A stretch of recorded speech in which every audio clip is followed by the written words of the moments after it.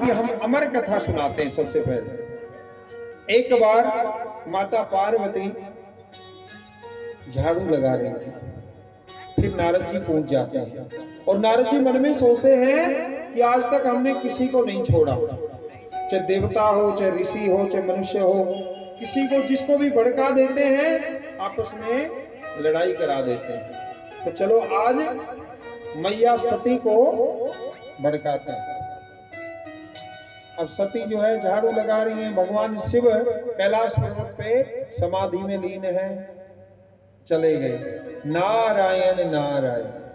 माता जी को प्रणाम है तो मैया कहती है आओ नारद बेटा, बड़े दिनों में आए। मैया ठीक तो हो? हाँ हम सब ठीक हैं, आप बताइए बेटा आप कैसे हो? नारद जी कहते हैं नारायण की कृपा हो रही है, इससे बड़ी कृपा और क्या हो सकती है? हम भगवान का भजन करते घूमते हैं सारे दिन, इससे बड़ी कृपा और क्या हो सकती है? अब उधर स्वर्ग के अंदर राधा रानी की गोद में सुखदेव जी महाराज खेल रहे हैं। अब राधा रानी ने सुखदेव जी महाराज को कहा बेटा आपको पृथ्वी पे जन्म लेना पड़ेगा और जन्म लेकर के जो ये मनुष्य अज्ञानी है इन सबको ज्ञान देना पड़ेगा, इनको सबको भागवत रूपी रस का पान कराना पड़ेगा। मैं आपको पृथ्वी पे जाने के लिए आज्ञा देती हूं। सुखदेव जी महाराज को जैसे ही कहा तुरंत उदास हो गए और कहते मैया मैं पृथ्वी पे नहीं जाना चाहता, क्योंकि पृथ्वी पे मेरा जन्म हो जाएगा तो वैष्णवी माया है, उस मोह माया के अंदर मैं फंस जाऊंगा और वहां पे मुझे धन की लालसा होगी। कभी मैं कहूंगा भगवान एक पुत्र और दे दो, कभी कहूंगा तो पोता दे दो, पोता भी हो जाएगा तो कहूंगा एक पड़पोता और हो जाएगा, और पड़पोता भी जब जवान लगने लग गया अपनी आंखों के सामने परदादी हो गई और फिर कहेगी भगवान एक काम करना इसका प्यार तो हो ही जाए, कहो राधे राधे। ऐसे करते हैं ना, ये है लालसा।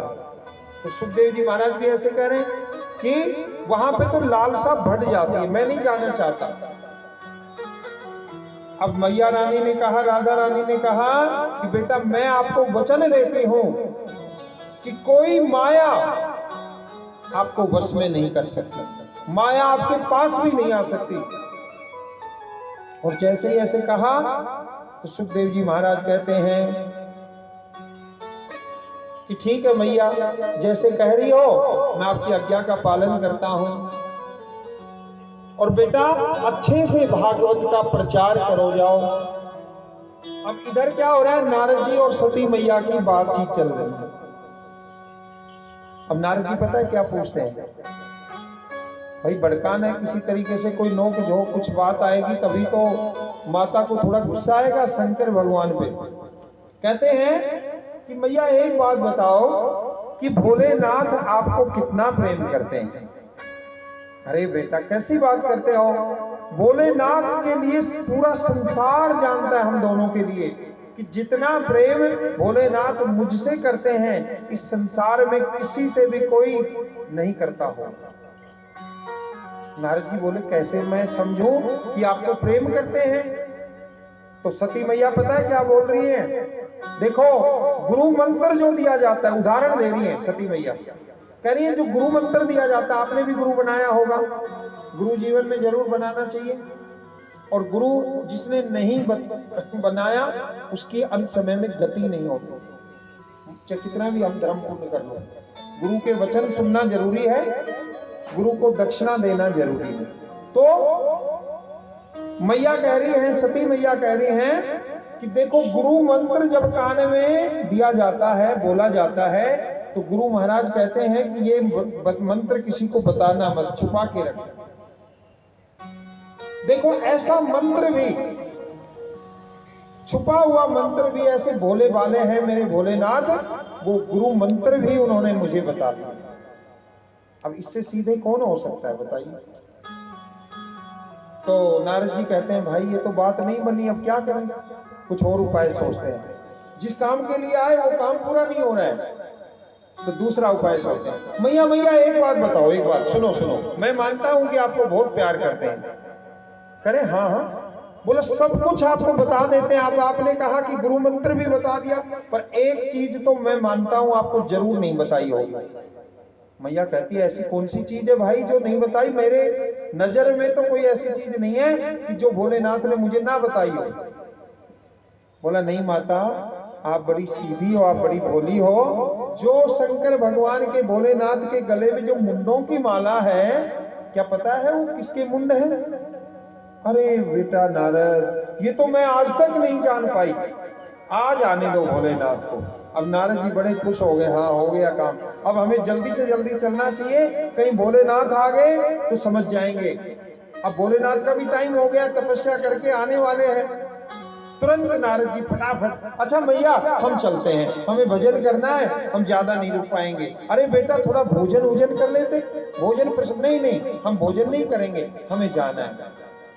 अब भोजन कैसे करेंगे? नारद जी समझ गए कि भोलेनाथ आने वाले हैं, समझ जाएंगे। क्योंकि भोलेनाथ एक बार देख लेंगे तो सब समझ जाएंगे नारद जी आ गए तो कुछ गड़बड़ है। अब जो है जैसे ही नारद जी चलने लगे तो रास्ते में 10 कदम बढ़े होंगे आगे, भोलेनाथ रास्ते में आ रहे हैं। हर हर महादेव, सीताराम सीताराम सीताराम करते हुए आ रहे हैं। मृग छाला ओढ़े हुए हैं, पूरे नंगे हैं, जनेऊ धारण करे हुए हैं और रुद्राक्ष पहने हुए हैं, गले में सर्पों की माला है। बड़े सुंदर, चंद्रमा सुशोभित हो रहा है सर पे। नारद जी ने जैसे ही देखा भोलेनाथ, अरे भगवान राम राम राम राम, फंस गए। अब भोलेनाथ समझ जाएंगे। और जैसे ही भोलेनाथ ने देखा, भोलेनाथ समझ गए भाई आज काम हो गया हमारा। आज नारद आया है और कुछ ना कुछ गड़बड़ करके आया होगा। भोलेनाथ तो समझ गए। अब जो है भोलेनाथ ने पूछा, नारद जी बड़े दिनों में आए, किस काम से आए थे? अरे नहीं महाराज, मैं तो नारायण नारायण मिलने जुलने आया था, बस माता जी का कुशल क्षेम पूछने, आपका कुशल क्षेम पूछने आया था। भोलेनाथ मन ही मन कह रहे ठीक है ठीक है, जय श्री राम, जाओ अपने काम से जा रहे हो, बड़े जल्दी में लग रहे हो। बोले हाँ हम रुक नहीं पाएंगे आपके पास, कहीं रोकने और पूछने क्या बता के आए हो। तुरंत नारद जी चल दिए और जाकर देखते हैं तो सती मैया तो कोप भवन में बैठी है और कहती है हम आपसे बात नहीं करेंगे। भोलेनाथ कहते हैं हर हर महादेव। क्या हो रहा है भाई, ये क्या आज आपने रूप बना रखा है? क्या हमसे कोई गलती हो गई है? भोलेनाथ ने खूब पूछा। सती ने कहा गलती नहीं, बड़ी गलती हो गई है, तुम हमसे छुपाते हो। अरे क्या छुपा दिया देवी, आप बताइए तो सही, जो छुपाया होगा आज बता देंगे। बोला एक बात बताओ कि आपके गले में ये मुंडों की माला दिख रही है मुझे, ये किसकी है? तो पार्वती के पूछने पे भोलेनाथ कहते हैं अरे सती देवी, इतनी छोटी सी बात और इतनी कुपित हो रही जा रही है, मैं अभी बता देता हूं तुम्हें, मैंने कुछ भी आपसे नहीं छुपाया है। और जैसे ही कहा कि सुनो देवी, ये मुंडों की माला जो है ना, जितने आपके जन्म हुए, सती का रूप, फिर उसके बाद पार्वती का रूप, जितने आपके हर युगों में आपका जन्म होता है, और मैं इतना प्रेम करता हूँ आपसे, इतना प्रेम करता हूँ कि जब आपका शरीर पूरा होता है तो मुंड में निकाल लेता हूँ वहां से और उस मुंड को अपनी माला में पिरो लेता हूँ। मैं इतना प्रेम करता हूँ आपसे। तो सती मैया कहती है कि एक बात बताओ आप, कि जब आप मेरे से इतना प्रेम करते हो, इन राक्षसों को भी अमर होने का वरदान दे देते हो, तो मैं बार बार जन्म क्यों लेती हूँ? मैं तो आपकी पत्नी हूँ और आप अपनी पत्नी को ही अमर होने का वरदान नहीं दे सकते, सबको अमर होने का वरदान दे देते हो। जो आपसे कुछ सोचते नहीं हो, समझते नहीं हो, जो मांगे तथास्तु बोल देते हो। मुझे अमर कब बनाओगे? मैं अमर होना चाहती हूँ। तो हमारे भोलेनाथ कहते हैं कि उसके लिए आपको अमर कथा सुननी पड़ेगी, उसके लिए आपको अमर कथा सुननी पड़ेगी।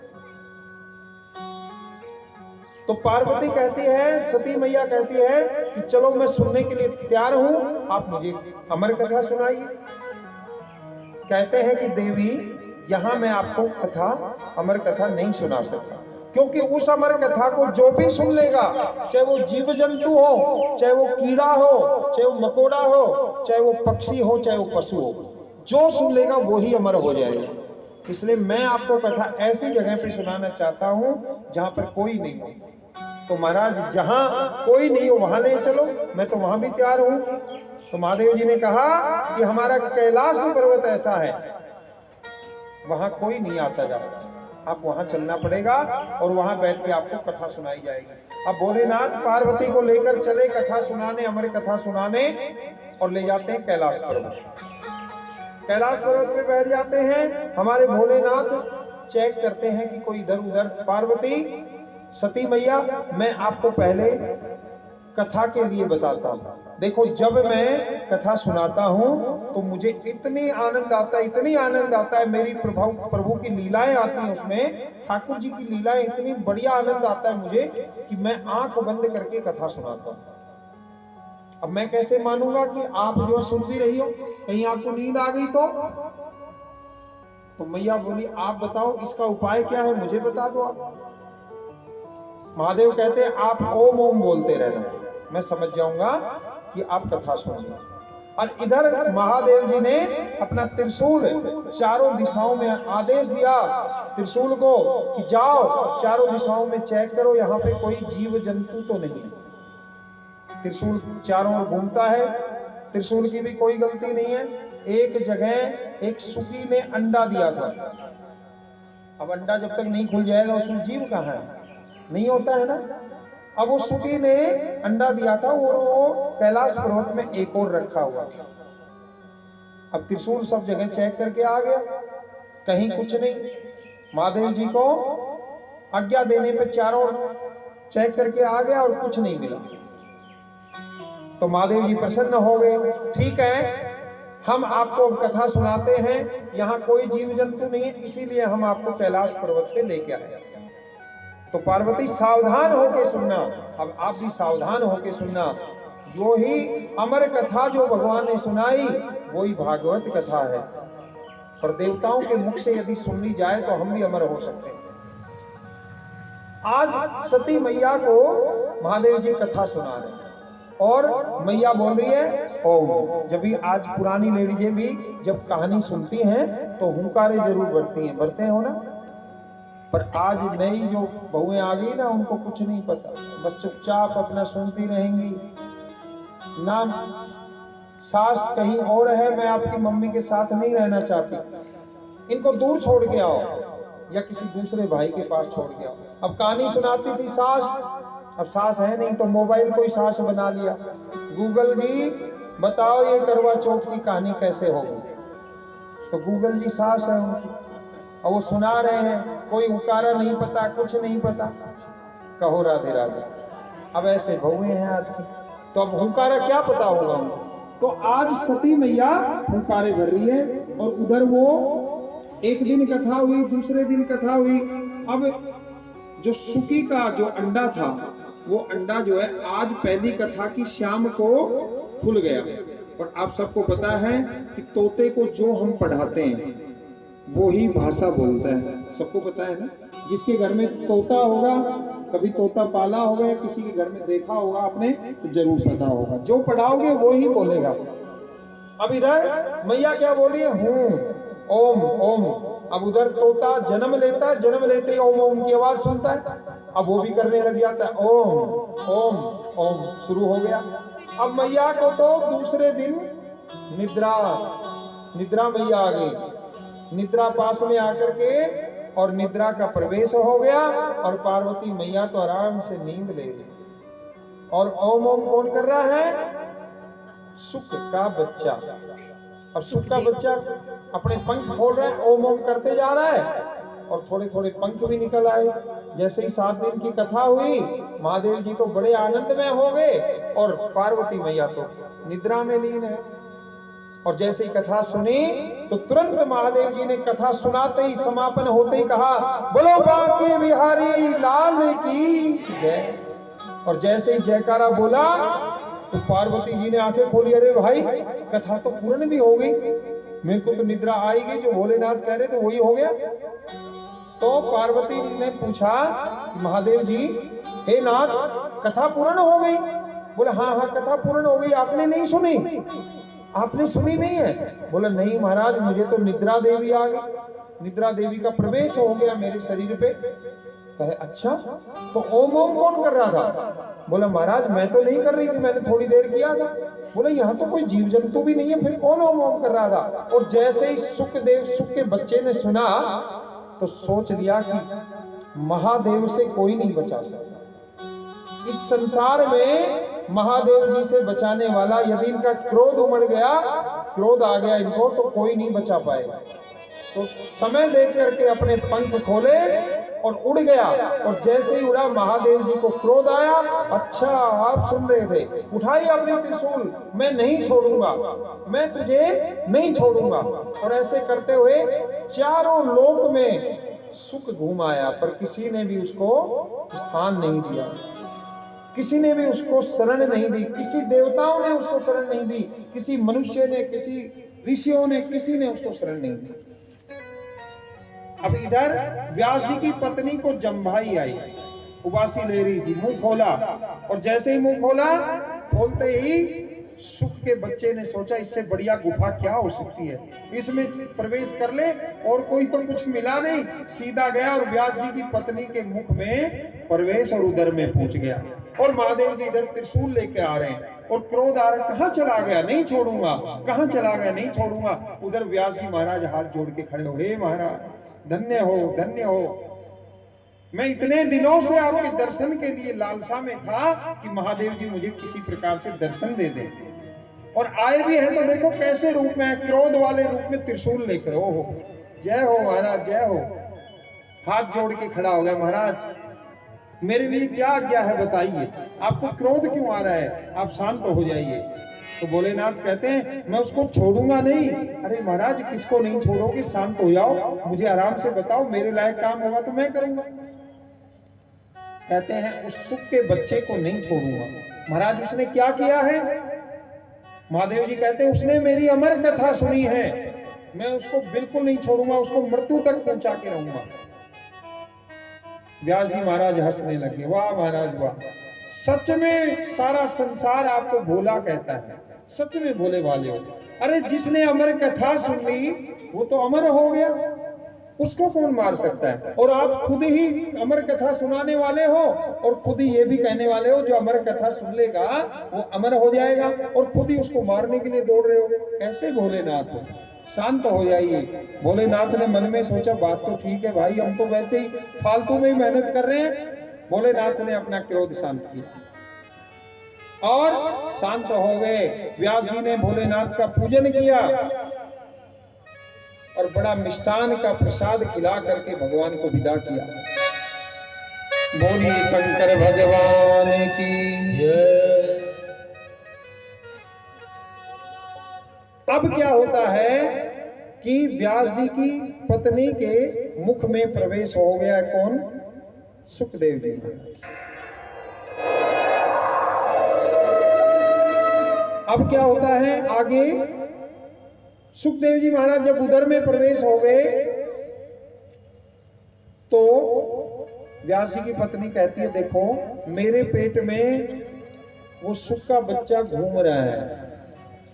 व्यास जी कह रहे हैं तो बढ़िया, बड़ी अच्छी बात है, कुछ समय आने पे हमारे बेटा होगा, हम उसको बड़ा प्रेम करेंगे। बड़े खुश हो गए। अब 12 महीने हो गए पर जन्म नहीं हो रहा है। अब बच्चा तो 9 महीने 10 महीने। अब व्यास जी कहते हैं, मन में सोचते हैं। अब व्यास जी की पत्नी कहती है कि मेरे पेट में तो भजन भी हो रहे हैं। अरे हैं। अब जो है व्यास जी कहते हैं बेटा आप बाहर आओ, 12 महीने हो गए हैं। सुखदेव जी महाराज कहते हैं मैं ऐसे नहीं आऊंगा, मैं बाहर आ जाऊंगा तो मुझे मोह माया घेर लेगी, मैं बिल्कुल नहीं आऊंगा। अरे बेटा हम कह रहे हैं आपको कोई मोह माया घेर नहीं सकती, क्योंकि आपने तो गर्भ में ही भगवान का भजन कर लिया। जो गर्भ में भगवान का भजन कर ले तो उसको कौन मोह माया घेर सकती है? इतना ज्ञान आपको पहले से। 2 वर्ष हो गए, अरे बेटा बाहर आओ। 4 वर्ष हो गए, 5 वर्ष हो गए, 7 वर्ष हो गए, 8 वर्ष हो गए। अब सुखदेव जी महाराज बाहर नहीं आ रहे हैं। अरे बेटा बाहर आ जाओ, हम आपको वचन देते हैं कि आप आपको वचन देते हैं कि आपको कोई मोह माया नहीं घेरेगी। अब गैया के रंभाने से थोड़ी ना सुखदेव जी बाहर आएंगे भैया, कहो राधे राधे। तो सुखदेव जी महाराज नहीं आ रहे हैं, कह रहे मैं मान ही नहीं सकता। 9 साल के 9 वर्ष हो गए, 10 वर्ष हो गए, सुखदेव जी महाराज बाहर नहीं आ रहे, 11 वर्ष हो गए। अब जैसे ही 12वां वर्ष प्रारंभ हुआ तो सुखदेव जी महाराज को पूछते हैं उनके पिता व्यास जी महाराज, कहते हैं कि हे सुखदेव बेटा, आप मुझे ये बता दो कि किसका वचन, किससे वचन लेना चाहते हो आप। कहे कि नारायण खुद आकर के मुझे वचन दें कि मोह माया आपको नहीं घेर सकती तो मैं बाहर आ सकता हूं। व्यास जी महाराज ने नारायण जी से प्रार्थना की, चरण वंदन किया, और नारायण जी से जैसे ही प्रार्थना करी, भगवान नारायण जी सूक्ष्म होकर के मक्खी का रूप धारण करके गर्भ में प्रवेश किया और सुखदेव जी महाराज को दर्शन दिए ठाकुर जी महाराज ने, और कहा बेटा मैं आज आपको वचन देता हूं कि यदि आप जो पृथ्वी पे बाहर आ जाएंगे तो आपको कोई सांसारिक माया घेर नहीं सकती, कोई सता नहीं सकती ऐसी माया आपको। सुखदेव जी महाराज ने हाथ जोड़ लिए, महाराज अब आपने कह दिया, अब मैं जरूर बाहर आऊंगा। भगवान गर्भ से बाहर आए, अपने धाम को चले गए, और 12 वर्ष के बाद 12 वर्ष के सुंदर से सुखदेव जी महाराज का जन्म हुआ। बोलो सुखदेव जी महाराज की जय। इस प्रकार से सुखदेव जी महाराज का जन्म होता है, और जन्म लेते ही वन की ओर प्रस्थान, घर की ओर देख भी नहीं रहे कौन मेरे माता पिता है, कौन मेरा घर है, सीधा। और इतने सुंदर हैं जैसे 12 वर्ष के ठाकुर जी हों, इतने घुंघराले बाल, सुंदर सा शरीर, बिल्कुल नंगे, इतना सुंदर है कि देखने से मन नहीं भरता, जिस प्रकार से ठाकुर जी को देखने से मन नहीं भरता। कहो राधे राधे। सुखदेव जी महाराज सीधे चले जा रहे हैं, पीछे पीछे व्यास जी, अरे बेटा एक बार सुन तो लो, थोड़ा प्यार तो कर लेने दो, जो पुत्र का प्रेम होता है वो तो। नहीं मुझे नहीं रुकना है, मुझे तो वन जाना है और प्रभु के भजन करने हैं। नहीं रुक रहे हैं व्यास जी, पीछे पीछे, आगे सुखदेव जी महाराज चले जा रहे हैं। जब एक वन से दूसरा वन आ गया और एक बट वृक्ष के नीचे बैठ गए, तब व्यास जी महाराज कह रहे हैं, अरे बेटा तुम तो एक बार भी मुड़ के नहीं देखे। पिताजी मैं इस मोह माया के चक्कर में नहीं फंसना चाहता। तो व्यास जी ने कहा कि आज मेरी कथा का सुनने के लायक जो शिष्य है पैदा हो चुका है। जो व्यास जी ने भागवत कथा का निर्माण किया था ना 18,000 श्लोक में, कहा कि आज मेरी भागवत सुनने का अधिकारी ने जन्म ले लिया है। तो व्यास जी महाराज ने सुखदेव जी महाराज को ये भागवत कथा सर्वप्रथम सुनाई है। भाई मनुष्यों में किसने सबसे पहले सुनी? सुखदेव जी महाराज ने। और सुखदेव जी महाराज इतने ज्ञानी हो गए हैं कि उस कथा को सुनकर के आनंदमय हो। और जैसे ही कथा पूर्ण हुई उसके बाद सुखदेव जी महाराज बड़े प्रसन्न हो गए हैं और भजन करने लगे। सुखदेव जी महाराज भजन करते हैं, तो आइए हम भी सुखदेव जी महाराज के साथ साथ भजन करते हैं। बोलिए ठाकुर जी महाराज की जय, बोलो सुखदेव जी महाराज की जय, बोलो वृंदावन बिहारी लाल की जय। मेरा दिल तो दीवाना हो गया मुरली वाले तेरा, मेरा दिल तो दीवाना हो गया मुरली वाले तेरा, ओ मुरली वाले तेरा, मुरली वाले तेरा, मुरली वाले तेरा, मुरली वाले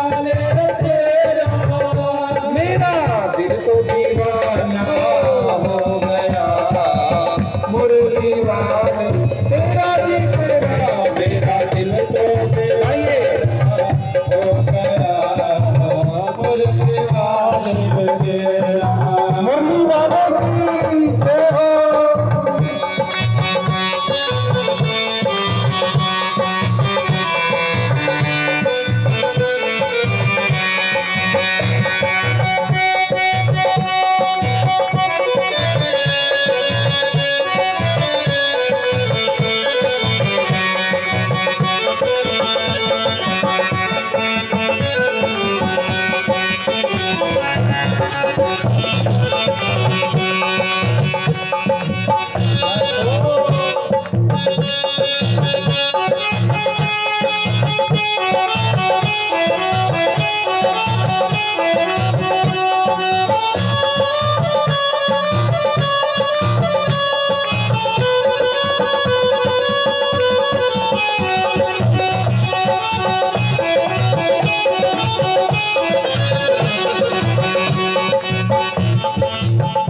और क्या कहते हैं, जब से नजर मिल गई है, जब से नजर मिल गई है, जब से नजर मिल गई है, जब से नजर मिल गई है, उजड़े चमन की कली खिल गई है, उजड़े चमन की कली खिल गई है, उजड़े चमन की कली खिल गई है, उजड़े चमन की कली खिल गई है। क्या नजरे मिलाना हो गया मुरली वाले तेरा, मेरा दीवाना हो गया मुरली वाले तेरा, ओ मुरली वाले तेरा, मुरली वाले तेरा, मुरली वाले तेरा, मुरली वाले तेरा, मेरा दिल तो दीवाना हो गया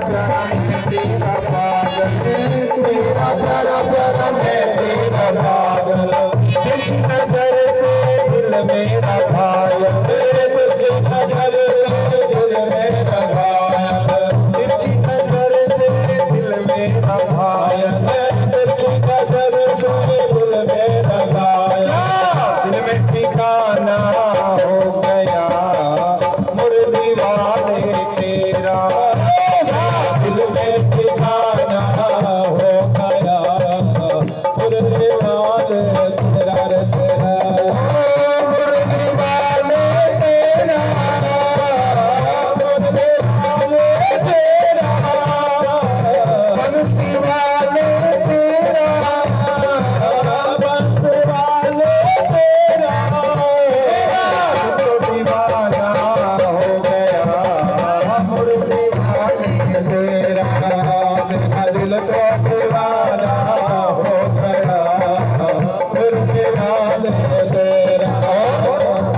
राधा की पायल छम छम बाजे, राधा की पायल छम छम बाजे, छम छम बाजे पायल राधा रानी नाचे, छम छम बाजे पायल राधा रानी नाचे, श्याम ने छेड़ा तराना राधा का श्याम दीवाना, मेरे श्याम ने छेड़ा तराना राधा का श्याम दीवाना, राधा का श्याम दीवाना, राधा का श्याम दीवाना, राधा का श्याम दीवाना, राधा का श्याम दीवाना, श्याम ने छेड़ा तराना राधा का श्याम दीवाना, राधा का श्याम दीवाना, राधा रानी की जय।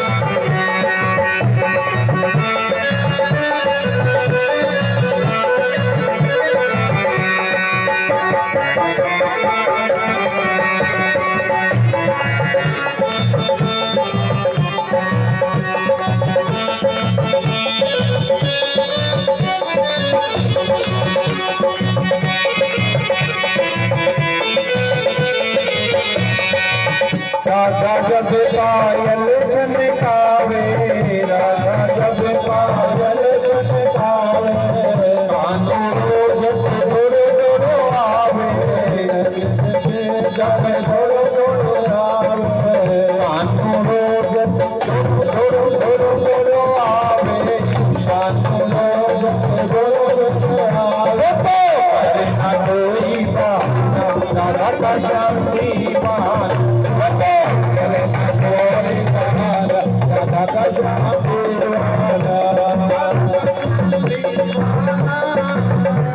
राधा का श्याम दीवाना, राधा का श्याम दीवाना, राधा का श्याम दीवाना, मेरे हमने तेरा तराना, राधा का श्याम दीवाना, मेरे हमने तेरा तराना, राधा का श्याम दीवाना, राधा का श्याम दीवाना, राधा का श्याम दीवाना, राधा का श्याम दीवाना, श्री राधे मेरी श्याम, मेरी श्याम,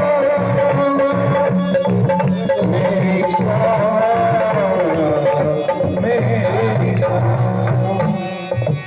बोलो राधा रानी सरकार की, ठाकुर जी महाराज की। बोली भागवत महापुराण की जय जय श्री राधे, जय जय श्री राधे, जय जय श्री राधे श्याम। सुखदेव जी महाराज तपस्या में लीन हैं।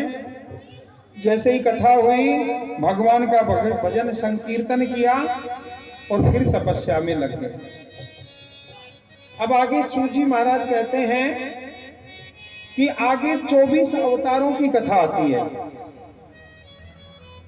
24 अवतारों की कथा आई। सूत जी महाराज ने कहा कि आपने प्रश्न किया था कि भगवान के अवतार कितने हुए, जो 6 प्रश्न किए थे उन्हीं प्रश्नों का भगवान उत्तर दे रहे सूत जी महाराज, वही भागवत कथा है। अब कहते हैं कि आपने कहा कि भगवान के 10 अवतार हैं, कोई कहता है 11 अवतार हैं, कोई कहता है 24 अवतार हैं। तो सूत जी महाराज कहते हैं भगवान के 24 अवतार हैं, जिनके नाम बताता हूं, सुनिए। अब नाम सुनना है आपको कि पहले अवतार में भगवान अवतार लेके आए हैं सनक, सनंदन, सनातन, सनातक, सनत कुमार। ये 4 भाई हैं और ये एक साथ घूमते हैं। पहले 4 भाइयों के रूप में भगवान ने जन्म लिया। दूसरे अवतार में वराह के रूप में वराह भगवान आए और हिरण्यकशिपु का उद्धार किया, हिरण्याक्ष का उद्धार किया। तीसरे अवतार में, तीसरा अवतार संत नारद जी का है। नारद जी महाराज भी भगवान के ही अवतार हैं, ठीक है। और चौथा अवतार नर और नारायण, नर नारायण जी का अवतार हुआ। और 5वां अवतार भगवान कपिल देव का हुआ। और छठा अवतार दत्तात्रेय जी। 7वां यज्ञ भगवान का अवतार हुआ। और उसके बाद 8वां ऋषभ देव जी का, फिर 9वां पृथु भगवान का, और उसके बाद 10वां अवतार है मत्स्य अवतार, 11वां अवतार है कश्यप अवतार, 12वां धन्वंतरी जी, और 13वां मोहिनी, 14वां नरसिंह अवतार। नरसिंह के बारे में तो सब जानते हैं, नरसिंह भगवान के बारे में। और उसके बाद 15वां अवतार वामन भगवान का हुआ। 16वां अवतार भगवान परशुराम जी का हुआ। उसके बाद 17वां अवतार महर्षि वेद व्यास जी का, जो वेद व्यास जी महाराज कथा लिखते हैं ना, जिन्होंने 18 पुराण, 6 शास्त्र, 4 वेद, इनकी जो रचना की है वो है वेद व्यास जी महाराज, वो भी भगवान के अवतार हैं। और 18वां अवतार हमारे मर्यादा पुरुषोत्तम श्री राम जी का अवतार हुआ, जिनकी कथा सूक्ष्म रूप में भागवत में भी आएगी, चौथे दिवस में आपको सुनाएंगे। और 19वां अवतार बलराम जी का हुआ। बलराम जी को तो सब जानते हैं। और उसके बाद में बलराम जी का अवतार शेष के अवतार में हुआ। नारायण नहीं थे वो, शेष नाग के अवतार थे। और 20वां अवतार तो हमारे कन्हैया, नन्हे मुन्ने कन्हैया, बड़ा चंचल, बड़ा शरारती, ऐसे कन्हैया का अवतार हुआ। और 21वां अवतार हरि अवतार हुआ। 22वां अवतार हंस अवतार हुआ। और 23वां अवतार बुद्ध के रूप में अवतार हुआ भगवान का। और 24वां लास्ट अवतार अभी हुआ नहीं है। वो कौन सा अवतार है बताइए? कल्कि भगवान। देखो, लोग कल्कि भगवान की मूर्ति भी लिया है, हमें ये नहीं पता कि कल्कि भगवान का चेहरा कैसा होगा। अरे जिसका अवतार ही नहीं हुआ उनका चेहरा कैसा होगा? अब देखो, कलयुग में भगवान कहते हैं ना, कलयुगी मनुष्य अपने आप शास्त्र बना लेता है, अपने आप बातें बना लेगा, अपने आप भगवान बना लेता है। अब भगवान भी बनाने लग गया। कल्कि का अवतार होगा लास्ट, जब कलयुग का लास्ट चरण रहेगा, उस समय जब घोर पाप हो जाएंगे, घोर पाप। 8 साल की कन्या नानी बन जाएगी, 8 साल की स्त्री नानी बन जाएगी। बहन भाई को नहीं समझेगा, भाई बहन को नहीं समझेगा, सब धर्म भ्रष्ट हो जाएगा। तब भगवान अवतार लेंगे। कौन लेंगे? कल्कि भगवान। तो इस प्रकार से भगवान के कितने अवतार हुए भाई? 24 अवतार। पर परिपूर्ण अवतार कौन से हैं? एक तो राम जी और एक कृष्ण अवतार। ये इन अवतारों में भगवान ने लीला करी है। राम जी महाराज ऐसे हुए कि स्त्रियों की तरफ आंख भी उठा के नहीं देखते। और हमारे ठाकुर जी ऐसे हुए कि आंखें फाड़ फाड़ के कृष्ण उनकी तरफ देखते हैं। देखो, मर्यादा पुरुषोत्तम तो ऐसे हैं कि रावण की बहन शूर्पणखा आई और बड़ा सुंदर रूप लेके आई, कहा मुझसे विवाह कर लो। सीता जी बगल में बैठी हैं, कह रही है हमें, हमारा तो भैया विवाह हो चुका है, हम तो विवाह नहीं कर सकते। नहीं तो राजा 7 रानियां, वो भी राजा थे, 7 स्त्रियों से विवाह कर सकते थे, पर उसकी तरफ आंख भी उठा के नहीं देखा। और कहा कि हमारी तो एक ही स्त्री है, एक ही पत्नी है, जो है सीता जी, उसी को हम देखते हैं, और किसी की तरफ आंख उठा के नहीं देखते। क्यों? क्योंकि राम जी मर्यादा पुरुषोत्तम है। उनके जीवन में जितनी भी स्त्रियां उनको मिली, सबको निहार के नहीं देखा, आंखें पलक नीचे करके बहन जी, माता जी, इस तरह से उन्होंने किया। और ठाकुर जी आए तो चिंता मत करो, हम सब पानी फेर देंगे। सब पानी, उनका हाथ पकड़ पकड़ के, गले में हाथ डाल डाल के नाचते हैं, रास रचाते। ऐसे हमारे गोविंद हैं, कहो राधे राधे। तो इस प्रकार से 24 अवतार हुए हैं। अब आगे थोड़ा महाभारत का वर्णन आता है। सूजी महाराज कहते हैं कि जब महाभारत का युद्ध समाप्त हो गया तो सारे कौरव मर चुके, एक बच गए। कौन? जिनके प्राण अभी निकले नहीं है, दुर्योधन। दुर्योधन को वरदान था कि या तो बहुत ज्यादा खुशी और बहुत ज्यादा दुख एक साथ आ जाएगा, कभी तेरी मृत्यु हो सकती है, चाहे तुझे कोई भी मार दे, तुम्हारे प्राण निकलेंगे नहीं। तो उससे युद्ध तो हो गया, सारे पैर, हाथ पैर सब तोड़ दिए गए, उठने में भी समर्थ नहीं है, पड़ा हुआ है उस रण क्षेत्र में और सोच रहा है कि मेरे प्राण कैसे निकले। इतनी देर में अश्वत्थामा आता है और कहता है, मित्र मुझे लग रहा है तुम बड़े दुखी हो। कहता है कि अरे अश्वत्थामा मित्र, तुम नहीं जानते, पांडव 5 थे, 5 कितने? 5, और 5 आज भी ऐसे के ऐसे 5 ही हैं। और हम 5 नहीं थे, 100 कौरव, 100 भाई थे हम, 100 में से एक भी नहीं बचा। मैं ही अभागा इस पृथ्वी पे पड़ा हुआ हूं, सारे भाई मेरे सुरक्षित हार गए। तो अश्वत्थामा कहता है, मित्र देखो, मेरे लायक कोई चीज हो, कोई बात हो तो मुझे बताइए, मैं आपका कार्य कर सकता हूं जिससे आपको शांति मिले। तो दुर्योधन कहता है, यदि आप 5 पांडव हैं, उन 5 पांडवों के सर धड़ से अलग करके लाएं और मुझे दिखाएं तो मेरे प्राण निकल सकते हैं। अरे तुमने तो बड़ा छोटा सा प्रश्न किया है, ये मेरे लिए बड़ा छोटा प्रश्न है, आपने बड़ा छोटा काम दिया है मुझे, क्योंकि मैं हूं ब्राह्मण पुत्र, दूसरा गुरु का पुत्र, और अभी उनके टेंट लगे हुए थे, जैसे वो शिविर लगाए हुए थे कुरुक्षेत्र के मैदान के बगल, वो सारे लगे हुए हैं, सब पांडव वहीं हैं। पांडव सारे 5 एक साथ सोते हैं, ये बात अश्वत्थामा को भी पता है। अश्वत्थामा सोचता है, मेरे लिए हल्का काम ये इसलिए है क्योंकि मैं एक तो गुरुपुत्र हूं, दूसरा ब्राह्मण पुत्र हूं। उस शिविर के अंदर जो पहरेदार हैं उनको बताया हुआ था कि कोई भी ब्राह्मण यहाँ पर आ जाए तो उनको कुछ मत पूछना, सीधे आने दिया जाए, क्योंकि भगवान कृष्ण ने ऐसे ही शिक्षा दी है उनको। दूसरा, यदि हमारे गुरु जी आ जाएं या गुरु के पुत्र आ जाएं तो उनको भी आने दिया जाए, बाकी और किसी का प्रवेश ना हो। तो अश्वत्थामा ने कहा, ये तो बड़ा रात्रि का समय होने वाला है, और दुर्योधन मित्र, मैं अभी आपको 5 पांडवों का आपको मैं आश्वासन देता हूं, वचन देता हूं कि मैं 5 पांडवों के सिर आपके सामने लाकर रहूंगा। दुर्योधन बड़ा खुश हुआ कि ऐसा मित्र सबको मिले। अब अश्वत्थामा जाता है अंदर, और जाता है तो शिविर के अंदर आज भगवान कृष्ण भगवान कहते हैं कि कल मुझे जाना है। मित्रों, अर्जुन को भी कहता है, मित्र मुझे कल जाना है, क्योंकि द्वारकापुरी में इतने दिन हो गए मैंने संभाला नहीं, मुझे जल्दी जाना पड़ेगा। देखो अब आपका सारा काम समाप्त हो गया, सब कार्य आपका पूर्ण हो गया, अब मेरा कोई काम नहीं है। आपने मुझे जिस काम के लिए बुलाया वो काम मैंने पूर्ण कर दिया, अब मैं अपने घर जाऊंगा। तो अब कृष्ण भगवान को सारे 5 पांडव क्या कहते हैं, देखो मित्र कृष्ण, वैसे तो आप भगवान हो, वैसे हमारे मित्र भी हो, जितना साथ आपने दिया किसी ने नहीं दिया, और आप सत्य की राह पे चलते हो। देखो आपसे मन कर रहा है कि कल तो आप चले जाओगे, आज पूरी रात हम सोएंगे नहीं, हम पूरी रात दूसरे शिविर में चलते हैं, और यहाँ बच्चों को सोने दो, सब सोने दो, हम आपसे जो है मिलेंगे, खूब अच्छे से बात करेंगे, मन की निकालेंगे। अब दूसरे शिविर में सारे 5 पांडव कृष्ण भगवान से बात कर रहे हैं, और जहां 5 पांडव सोते थे उसी स्थान पे कौन सो गए आज? द्रौपदी के 5 पुत्र।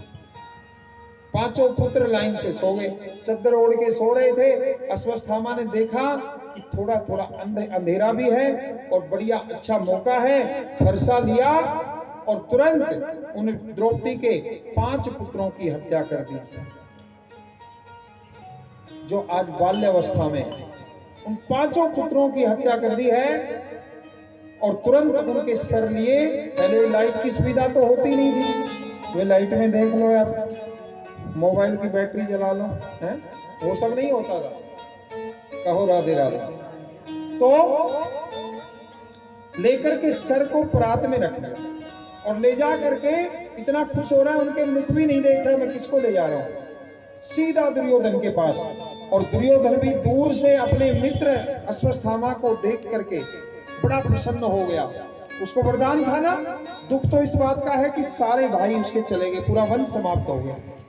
और अब प्रसन्नता इसलिए हो गई कि आज वो कुछ ना कुछ लेके आ रहा है, और लेकर के आएगा, पांचों पांडवों के सर ही लेकर आ रहा है। आज मेरे मित्र ने मेरा ये काम भी पूरा कर दिया, अब मेरी इच्छा पूर्ण हो जाएगी, आज मेरे प्राण निकल जाएंगे। और जैसे ही अश्वत्थामा लेकर आया और दुर्योधन ने देखा, तो देखते ही चौंक गए और कहा, अरे मित्र देख तो लेते, ये किसको लेकर आए आप? ये द्रौपदी के 5 पुत्र हैं, इन्हीं से तो हमारा वंश आगे बढ़ता, मेरा वंश, हमारा वंश तो पूरा खत्म हो गया।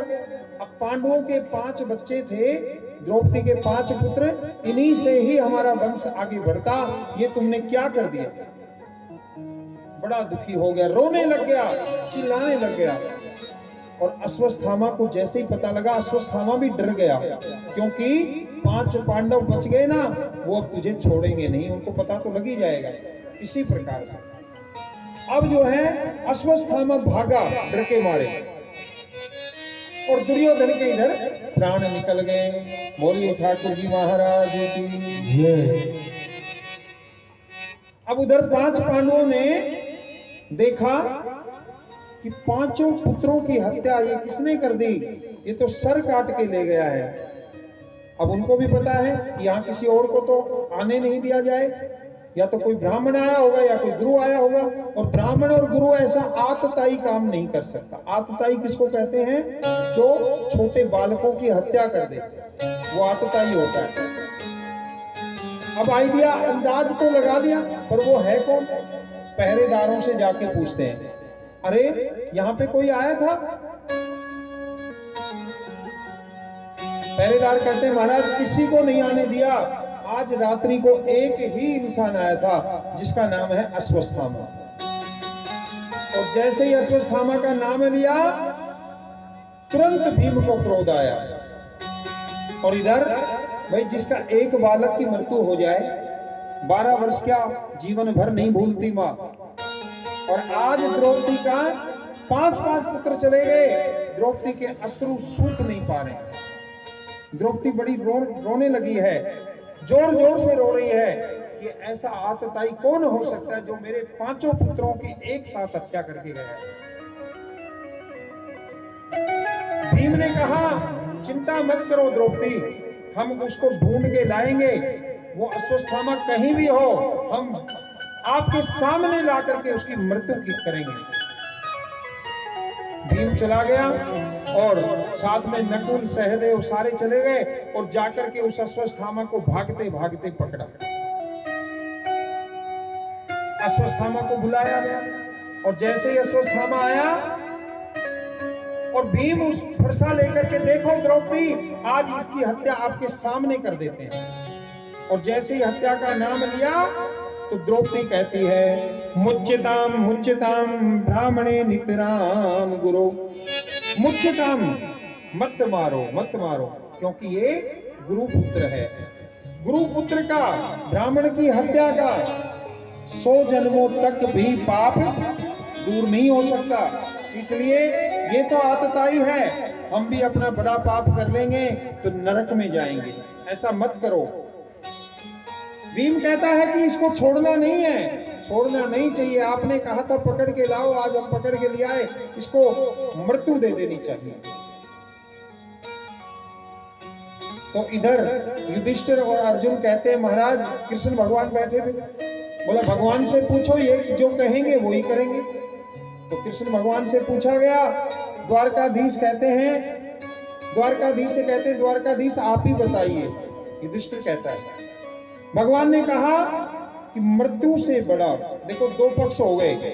एक तरफ तो कहा कि मार दिया जाए, वैसे आदमी में आत्ताई को छोड़ना नहीं चाहिए, नियम है, उसको मार देना चाहिए।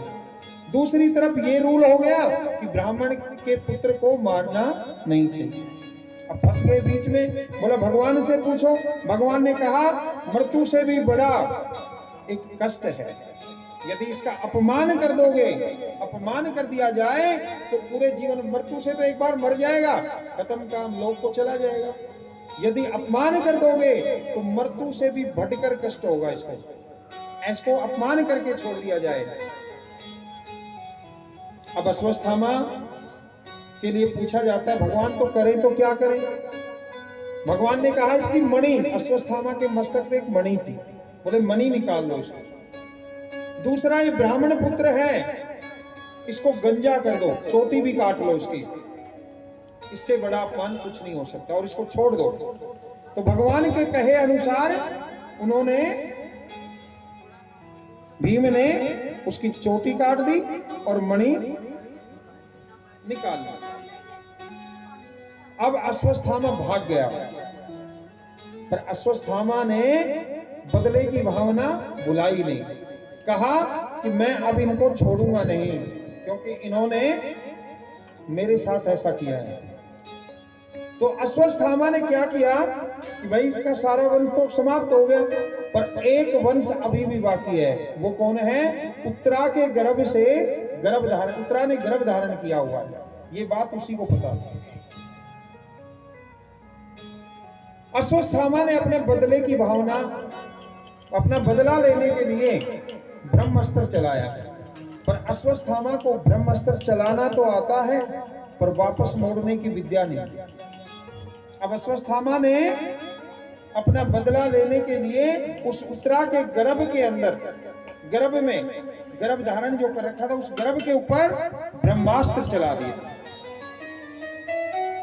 और जैसे ही ब्रह्मास्त्र पास में आया तो सीधी, अब इधर क्या हो रहा है, इधर सुबह हो गई और भगवान फिर विदा मांग रहे हैं कि भाई देखो सब मिल लो, अच्छे से मिल लो, अब मुझे भी आपकी खूब याद आएगी, क्योंकि मैं भी इतने दिन आपके साथ रहा, मैं चलता हूं। अब सारे पांचों पांडव वहां पे बैठे हुए हैं।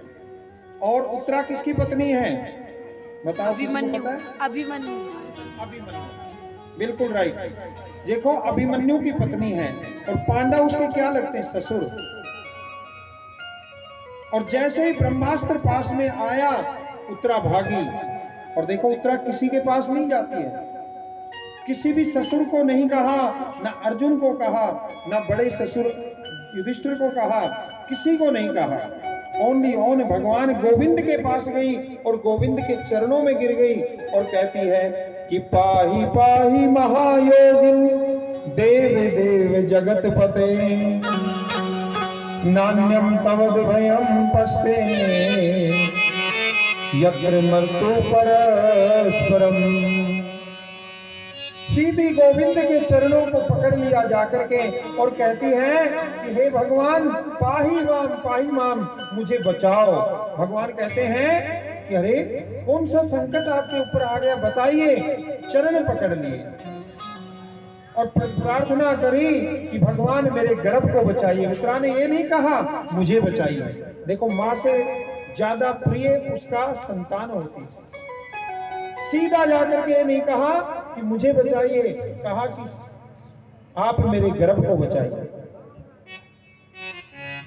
भगवान तुरंत सूक्ष्म रूप बनाया, भगवान ने आज सूक्ष्म रूप बनाया और पहले तो उस अश्वत्थामा को खूब ललकारा कि अपने ब्रह्मास्त्र को वापस मोड़ लो, पर उसको विद्या ही नहीं आती। उसने कहा मैं अपना बदला लेके रहूंगा, बिल्कुल नहीं मोड़ूंगा, पर उसको विद्या आती भी नहीं है, कोशिश करे तो भी नहीं आती है। तो भगवान सूक्ष्म रूप लेकर गए और उत्तरा के गर्भ में जाकर के उस गर्भस्थ बालक का कवच बन गए। बोलो ठाकुर जी महाराज की। और भगवान ने उस ब्रह्मास्त्र से प्रार्थना करी और ब्रह्मास्त्र वापस चला गया। आज गर्भ की, उत्तरा के गर्भ की हमारे गोविंद ने रक्षा करी है। बोलो गोविंद भगवान की, बोलो ठाकुर जी महाराज की। देखो भगवान दो ही के गर्भ में गए, सूक्ष्म रूप ले। गर्भ में दर्शन किसी को नहीं होता, बड़े पुण्य आत्मा को होता है। या तो ये जो उत्तरा के गर्भ में है ये राजा परीक्षित है, या तो राजा परीक्षित को गर्भ में दर्शन हुए जो भगवान का अनन्य भक्त हुआ है, और या फिर किसके हुए हैं बताओ। अभी आप कथा में, अभी पहले कथा में आया है सुखदेव जी महाराज। सुखदेव जी महाराज ने भी तो कहा था मैं बाहर नहीं आऊंगा, मुझे माया घेर लेगी।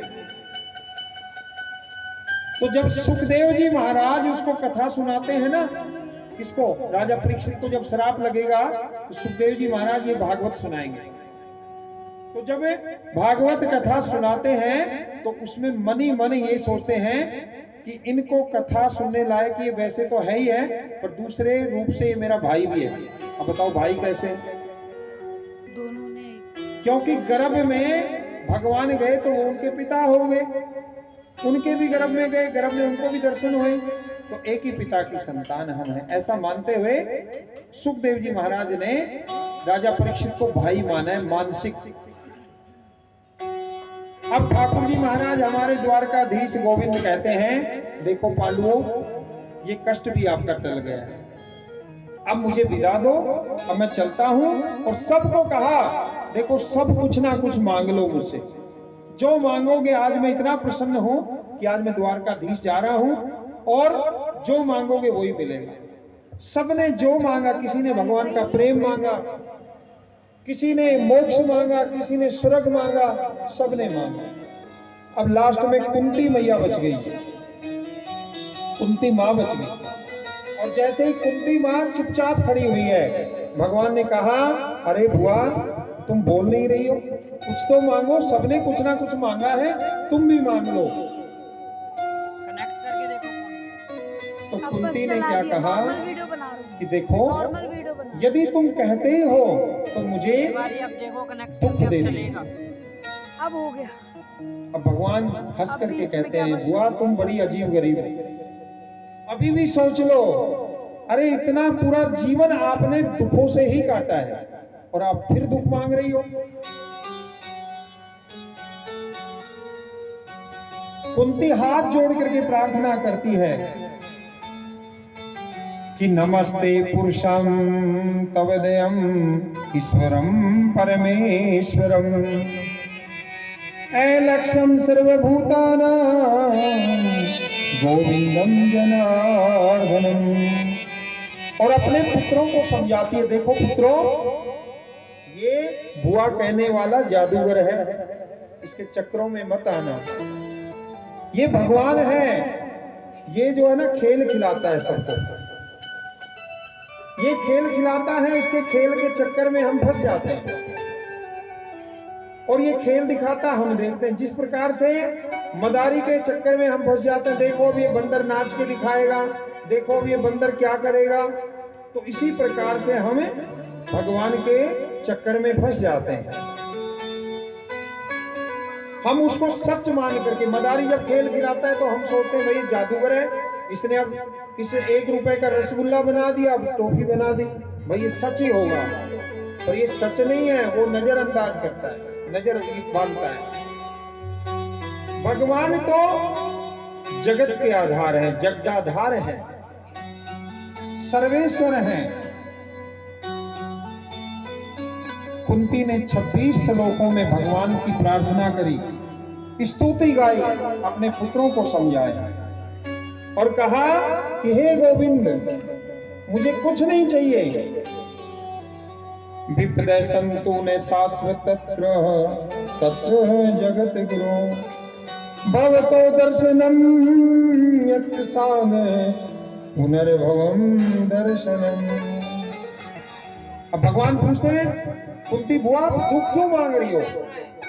कुंती ने उत्तर दिया, देखो बड़ा सुंदर जो है उत्तर दिया है। कहती है कि जब सुख हमारे पास आ जाएगा तो हम भगवान आपको भूल जाएंगे। जब मेरे पास दुख आता था, जब किसी को भी कोई दुख सताता था, किसी पे तीर चलते थे या फिर कौरव उनके ऊपर ऐसे ऐसे अत्याचार करते थे तो मैं आपको याद करती थी, हे गोविंद मेरे पुत्रों की रक्षा करो। हे गोविंद जब जब दुख आता था, छोटे से छोटा बड़े से बड़ा, मैं आपको याद करती थी।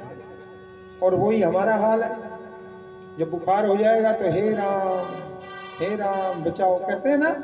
और जब तक दुख नहीं आएगा तब तक अरे हमारे से बड़ा कोई नहीं, अरे महाराज, और महाराज मित्र भी मिलेगा, हाँ जी भाई साहब राम राम, क्या हाल चाल है, कहेगा बड़ी मौज हो रही है जी। राम का नाम भी नहीं लेगा, सीधा बताएगा बड़ी मौज हो रही है, हैं? हम राम का नाम नहीं लेते। अब जनवरी के महीने में जब ठंडा पानी, बिजली लाइट आएगी नहीं, गर्म किससे करे, हैं? और थोड़ी देर में कहीं जाना है, ओहो 9 बजे जाना था, 9 तो बज गए, अब तो हमें नहाना ही पड़ेगा, तो ठंडा पानी से नहाएंगे और कहेंगे हरे राम राम राम राम राम हरे राम, करते हैं ना। जब कोई भी दुख आता है, चाहे छोटे से छोटा हो चाहे बड़े से बड़ा हो, राम का नाम निकल ही जाता है। तो कुंती भी आज वही कह रही है, कहो राधे राधे। आज कुंती ने 26 श्लोकों में भगवान की स्तुति गाई है और अपने पुत्रों को समझाया है और कहा, भगवान से कहा है कि हे भगवान मुझे दुखी दे दो, इन दुखों में मैं आपको याद तो करती थी, मैं आपका नाम तो लेती थी, और ये दुख मेरे से चले जाएंगे, जब सुख आ जाएगा तो आपका नाम तक नहीं निकलेगा, आपको याद भी नहीं करूंगी, तो मुझे दुख चाहिए। भगवान से विपदा मांग ली। अब भगवान फिर कहते हैं तथास्तु, और अपनी द्वारकापुरी की ओर बढ़ते हैं। अब मित्रों हम द्वारकापुरी जा रहे हैं, और जैसे ही जाने लगे फिर भगवान को याद आई, अरे मैंने विषम पितामह को वचन दिया था, तो याद आई कि विषम पितामह को मैंने वचन दिया था कि मैं अंत समय में आपको दर्शन देकर ही जाऊंगा। मेरा सच्चा भक्त तो वहां पड़ा हुआ है, और विषम पितामह भी हर रोज याद करते हैं गोविंद को, आज मेरे गोविंद जरूर आएंगे, आज मेरे गोविंद जरूर आएंगे। तो द्रौपदी को लेकर के, 5 पांडवों को लेकर के आज विषम पितामह की याद आई, तो विषम पितामह की ओर चले गए, और भगवान विषम पितामह के चरणों की ओर खड़े हो गए, और सभी पांडवों के साथ गए हैं और कह रहे हैं कि ये मेरा सबसे बड़ा भक्त है। आज इस भक्त की देखो, हम भगवान के चरणों की रज लेने के लिए कहां कहां वृंदावन तक जाते हैं, आज खुद ठाकुर जी कह रहे हैं कि इतना बड़ा भक्त है, इसके चरणों की रज लेनी है मुझे जाते समय। ये निष्पेक्ष है, ये संत है, ऐसा पांडवों को बता रहे हैं।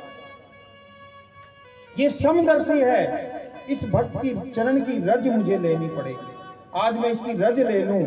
इसलिए भगवान जैसे ही जाकर के सर की तरफ नहीं खड़े हुए, चरणों की तरफ खड़े हो गए, और भगवान का जो पीताम्बर, पीला सा पीताम्बर है, वो हवा में, हवा ठंडी ठंडी चल रही है, और पीताम्बर विषम पितामह के चरणों को छू रहा है।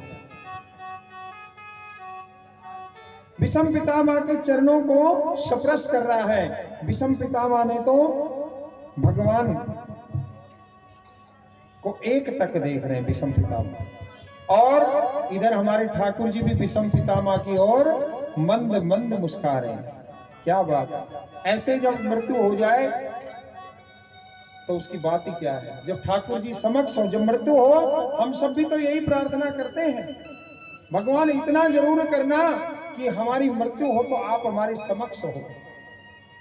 जब हम जाने लगे तो कोई रोग ना सताए, कोई यम की त्रास ना दिखाए, मंद मंद मुस्कुराते हुए आप हमारे सामने खड़े हो। अब विषम पितामह भगवान को देख रहे हैं, और कृष्ण भगवान कह रहे हैं, द्वारकाधीश कह रहे हैं, हे पितामह, इन पांडवों को जाते जाते कुछ उपदेश तो दे दीजिए। पितामह हंस पड़े, कहते हैं, अरे ठाकुर जी क्या मजाक कर रहे हो, जहां ठाकुर खड़े हो, गोविंद खड़े हो, और मैं उपदेश दूं। ठाकुर जी ने इशारा किया, तो जो है भीष्म पितामह कहते हैं कि यदि आप कहते हैं आपकी आज्ञा है तो मैं उपदेश देता हूं। भीष्म पितामह ने धर्म का, मोक्ष का, दान का और भागवत धर्म का, युधिष्ठिर को दान धर्म का, इन सब का उपदेश दिया कि सदा दान करते रहना चाहिए। जो दान में कंजूसी करता है वो कभी आगे नहीं बढ़ता, उसको जीवन में दुख सताते हैं। मोक्ष धर्म बताया कि भगवान गोविंद की शरण में रहो, सदा ठाकुर जी के नजदीक रहो, कि जिस दिन मृत्यु आएगी आपको पता नहीं लगेगा, और मृत्यु आएगी उस दिन भी हम ठाकुर जी के भजन करते रहें, और उस समय मृत्यु आ गई तो हम सीधा भगवान के पास जाएंगे, कोई यम के दूत हमें लेने के लिए नहीं आ सकते। स्त्री धर्म का बताया, भागवत धर्म बताया कि भागवत कथा को जब तक जीवन है सुनते रहना चाहिए। ये सब धर्म बताए, खूब समझाया युधिष्ठिर को, और अंत में भीष्म पितामह ने कहा कि हे सभी धर्मों के सम्राट, सभी धर्मों के सम्राट तो आपके सामने खड़े हैं, जो लीला करते रहते हैं, जिन्होंने लीला करी है, इनका गुणगान करो, भगवान के नामों का कीर्तन करो, सदा जो है कि ए समय धर्माणम धर्मोधिकात्मम यद भक्त्यम पुंडरीक्षम सवरे चिंतय छया। भीष्म पितामह भगवान से प्रार्थना कर रहे हैं कि हे मुक्ति के दाता, मैं आपके चरणों में वंदन करता हूँ, मैं कुछ नहीं हूँ, मैं तो मिट्टी हूँ भगवान, पर आपने कहा इसलिए मैंने आपको सब बता दिया, आपके सामने इन पांडवों को मैंने उपदेश दे दिया। और भीष्म पितामह हाथ जोड़ लेते हैं, कहते हैं कि जब हमारी मृत्यु आए तो उस समय गोविंद हमारे सामने हो तो इससे बड़ा कुछ नहीं है। तो चलिए आइए हम भी थोड़ा सा भगवान का कीर्तन करते हैं, भगवान से प्रार्थना करते हैं। इतना तो करे ना स्वामी जब प्राण तन से निकले, इतना तो करे ना स्वामी जब प्राण तन से निकले, तो करे ना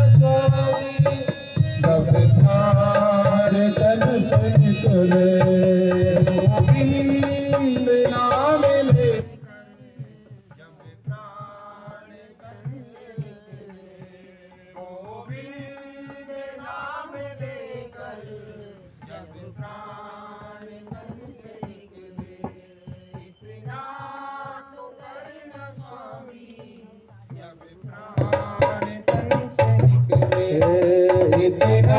सभी गाइए, सभी भगवान से प्रार्थना कीजिए अंत समय के लिए। ठाकुर जी महाराज की जय हो। तालियों के साथ भगवान को मनाइए।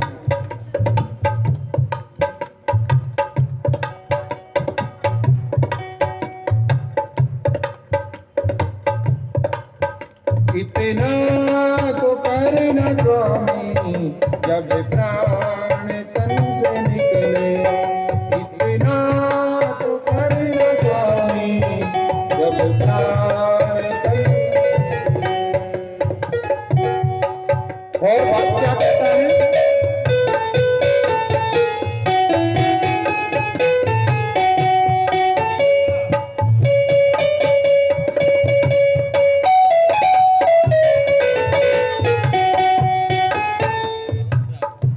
और भक्त क्या कहता है? मेरे श्री गंगा जी का तट हो, यमुना का बंसी बट हो, यमुना का बंसी बट हो, का बंसी बट हो, मेरे सावरा निकट हो जब प्राण तन से निकले, मेरे सावरा निकट हो जब प्राण तन से निकले, इतना तो करना स्वामी जब प्राण तन से निकले, इतना तो करना स्वामी जब प्राण निकले। गाइए सभी तालियों के साथ।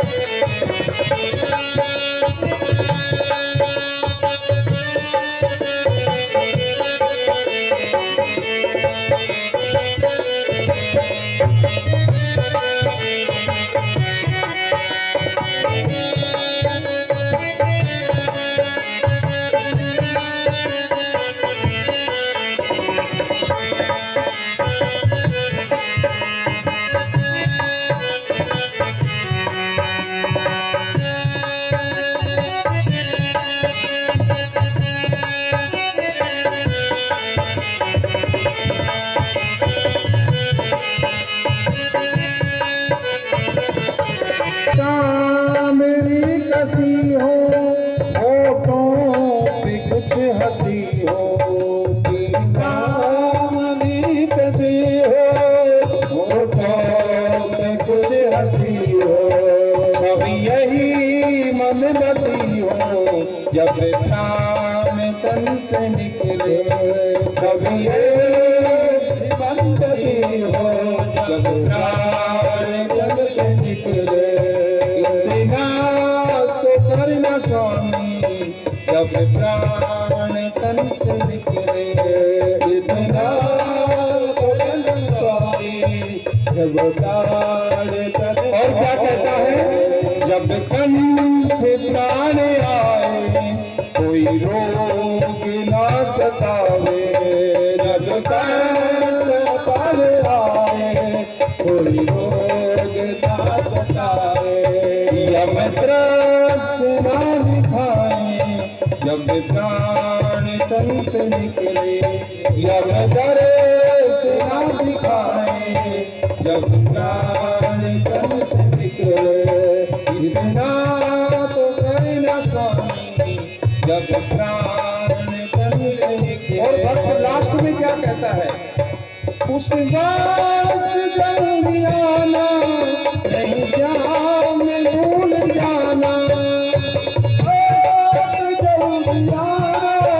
नहीं श्याम भूल जाना, मुरली की धुन सुनाना जब प्राण तन से निकले, मुरली की धुन सुनाना जब प्राण तन से निकले, इतना तो करना स्वामी जब प्राण तन से निकले, इतना तो करना स्वामी जब प्राण निकले, जब प्राण तन से निकले, जब प्राण तन से निकले, जब प्राण तन से निकले, जब प्राण तन से निकले।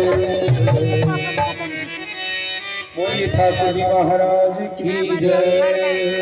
पौने 6 बजे गोविंद से सभी पांचों पांडव भी 5:30 खत्म करी थी। प्रार्थना कर रहे हैं कि जब हमारे भी प्राण तन से निकले तो हम भी भगवान हमारे सामने भी आ पाना, और जब प्राण तन से निकले तो उस समय भूल मत जाना, कहीं भूल जाओ कि मेरा भक्त कौन है तो गड़बड़ हो जाएगी। उस समय जरूर आना, भूल नहीं जाना। और उस समय यम के दूत हमें दर्शन ना दिखाएं, आपका दर्शन पाना चाहते हैं। उस समय ऐसा सुंदर शब्दों में भगवान की स्तुति गाई है। और उसके बाद गोविंद गोविंद नाम लेकर के विषम पितामह भगवान के धाम को चले गए हैं। बोलिए ठाकुर जी महाराज की जय। अब सूत जी महाराज कहते हैं कि आगे राजा परीक्षित का, आप देखो पांडव आए और आकर के बड़े दुखी हुए कि आज हमारे कन्हैया चले गए हैं। कुछ समय के बाद पांडवों ने भी सोचा कि यदि हमारा ये लास्ट हमें जो देखना है, उत्तरा का गर्भ से पुत्र पैदा हो जाए तो हम भी अपने धाम को चलें। ये इंतजार ही कर रहे थे कि उत्तरा के गर्भ से बड़ा सुंदर बालक पैदा हो और उसका सब प्रकार के संस्कार, जनेऊ संस्कार, विद्या पढ़ाना, सारा संस्कार करके उसके बाद बड़ा किया है और शिक्षा देते हैं। सारे पांडव कहते हैं कि देखो बेटे, कभी भी ब्राह्मणों का अपराध मत करना, ब्राह्मणों को कभी मत सताना। जब संत घर में आ जाएं तो आपके पास कुछ भी ना हो, यदि आप थाली पे बैठे हो और खाया नहीं है तो उस संत को भोजन करा दो, तुम भूखे रह जाओ। यदि ब्राह्मण आपके घर आया है तो उसको भोजन करा दो, आप चाहे भूखे रहो। सदा संतों की और ब्राह्मणों की सेवा करना, गैया मैया की सेवा करना, गैयाओं का पालन करना और भगवान का सदा भजन करना। कभी झूठ नहीं बोलनी आपको। हमने कभी झूठ नहीं बोली। युधिष्ठिर कहता है हमने कभी झूठ नहीं, युधिष्ठिर ने कभी झूठ नहीं बोली जीवन में। तो युधिष्ठिर महाराज कह रहे हैं कि आप भी कभी झूठ मत बोलना और किसी को कभी मत सताना। जो छोटे बच्चे हैं, बालक हैं, जो प्रजा है, उस सारी प्रजा को पुत्र के समान प्रेम करना, सब प्रकार से वचन दे करके। और जो भी आपके घर आ जाए और कुछ दान मांग ले तो उसको दान जरूर देना, खाली हाथ मत लौटाना।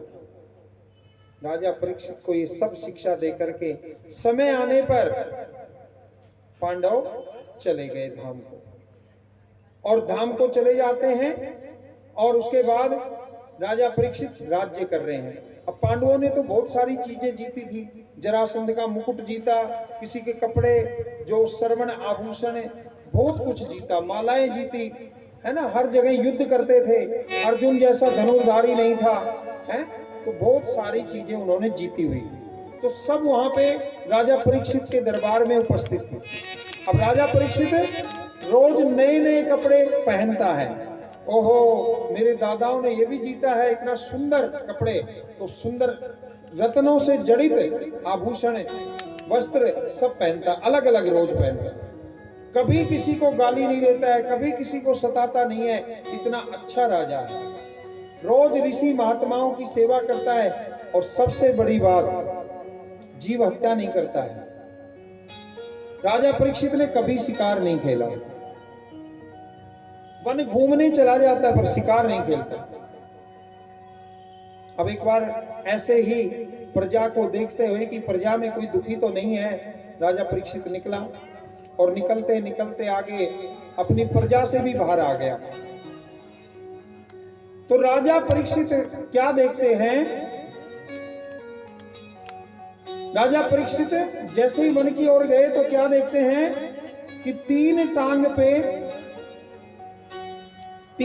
पर एक बैल खड़ा हुआ है और उसकी ऐसी दशा हो रही है कि उसके सामने उसकी गैया मैया उसको देख देख करके रो रही है। सामने गैया खड़ी है और उसको देख करके रो रही है। इधर ऐसी दशा देख करके राजा परीक्षित सोचने ही लगे कि ऐसी दशा किसने करी होगी। और जैसे ही देखा तो थोड़ा मुड़ के देखते हैं राजा परीक्षित। तो जैसे ही मुड़ के देखा तो एक काला सा मनुष्य फरसा लेकर के खड़ा हुआ है। तीन टांगे तो वो काट चुका है और वो लास्ट टांग भी उस बैल की काटना चाहता है।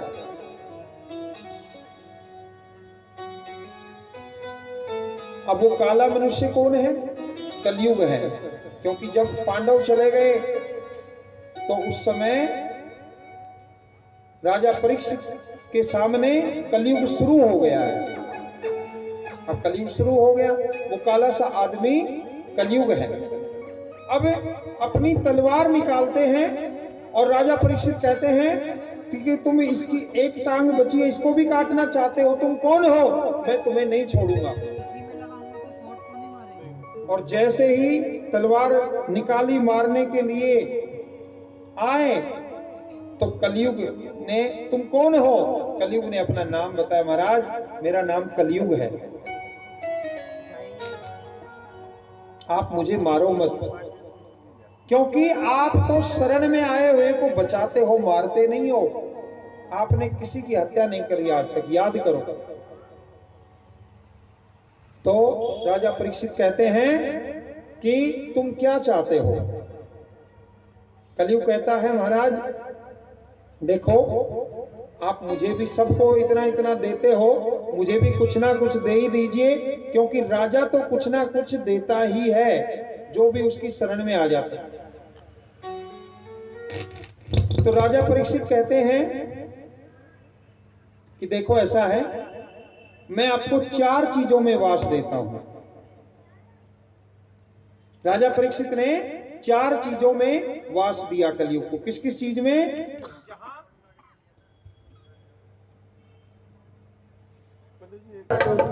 श्रीमन्नारायण नारायण हरि हरि, श्रीमन्नारायण नारायण हरि हरि, श्रीमन्नारायण नारायण हरि हरि, भजलो नारायण नारायण हरि हरि, श्रीमन्नारायण नारायण हरि हरि, भजलो नारायण नारायण हरि हरि। श्री कृष्ण गोविंद हरे मुरारी, हे नाथ नारायण वासुदेवा, गोविंद हरे मुरारी, हे नाथ नारायण वासुदेवा, हे नाथ नारायण वासुदेवा, हे नाथ नारायण वासुदेवा, हे नाथ नारायण वासुदेवा, हे नाथ नारायण वासुदेवा। श्री कृष्ण गुरु हरे मुरारी, हे नाथ नारायण वासुदेवा, हे नाथ नारायण वासुदेवा, हे नाथ नारायण वासुदेवा, हे नाथ नारायण वासुदेवा, हे नाथ नारायण वासुदेवा, हे नाथ नारायण वासुदेवा। बोल वृंदावन बिहारी लाल की जय। जय जय श्री राधे, जय जय श्री राधे, जय जय श्री राधे श्याम। आगे सूत जी महाराज जी बताते हैं कि राजा परीक्षित ने कलयुग के मांगने पर उसको 4 चीजों में वास दिया। कहा कि जहां शराब पी जाएगी वहां तेरा वास होगा। दूसरा, जहां वैश्यावर्ती होगी वहां पर तुम्हारा वास होगा।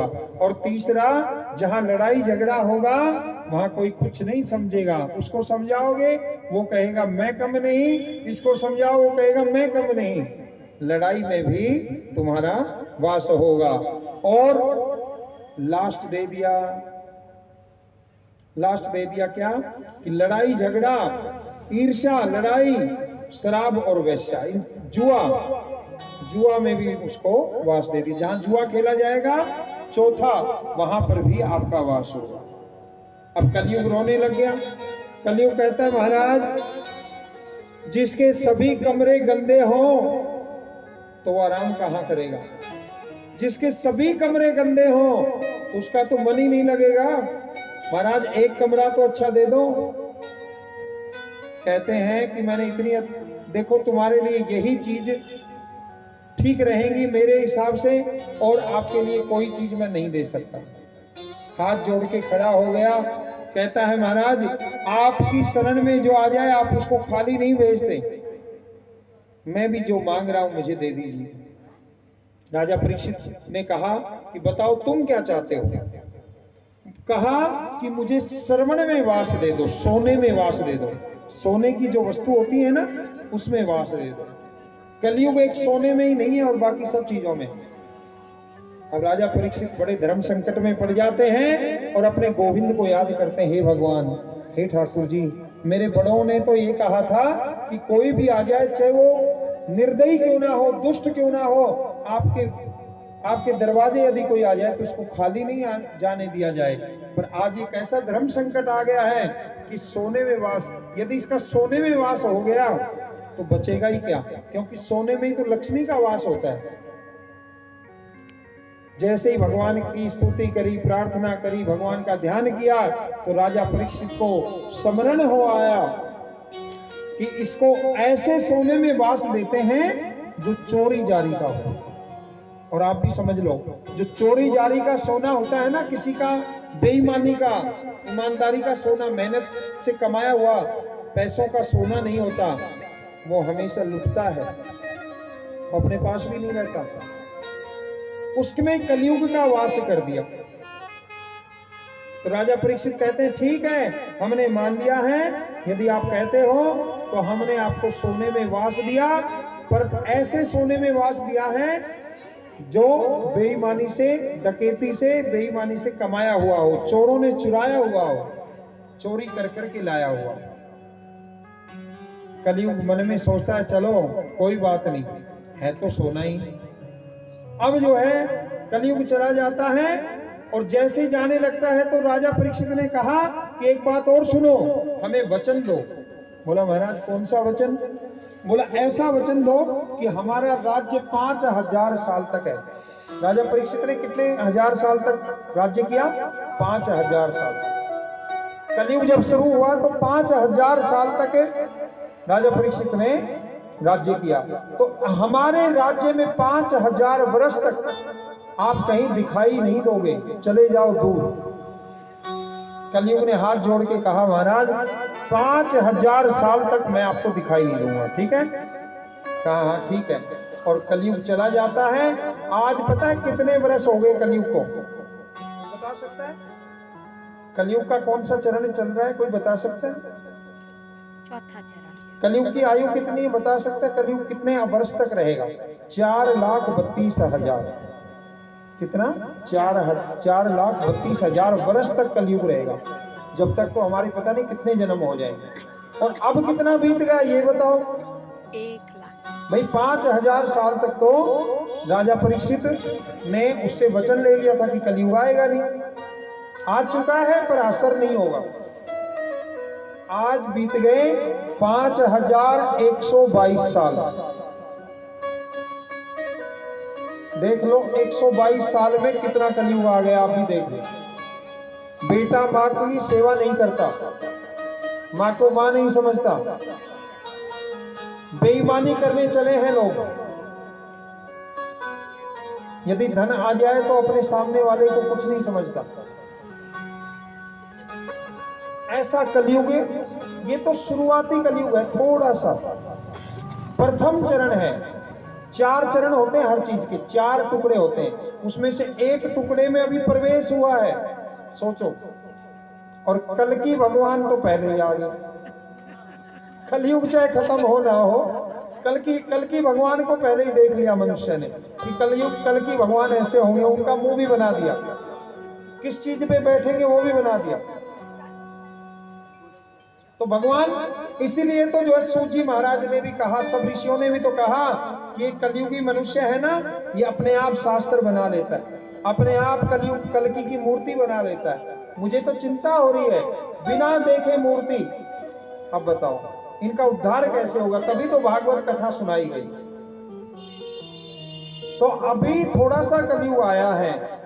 अब राजा परीक्षित अपने दरबार में जाते हैं और उसी टाइप से जैसे रोज अलग अलग वस्त्र धारण करते हैं, एक दिन उनको मुकुट मिला, सोने का मुकुट मिला।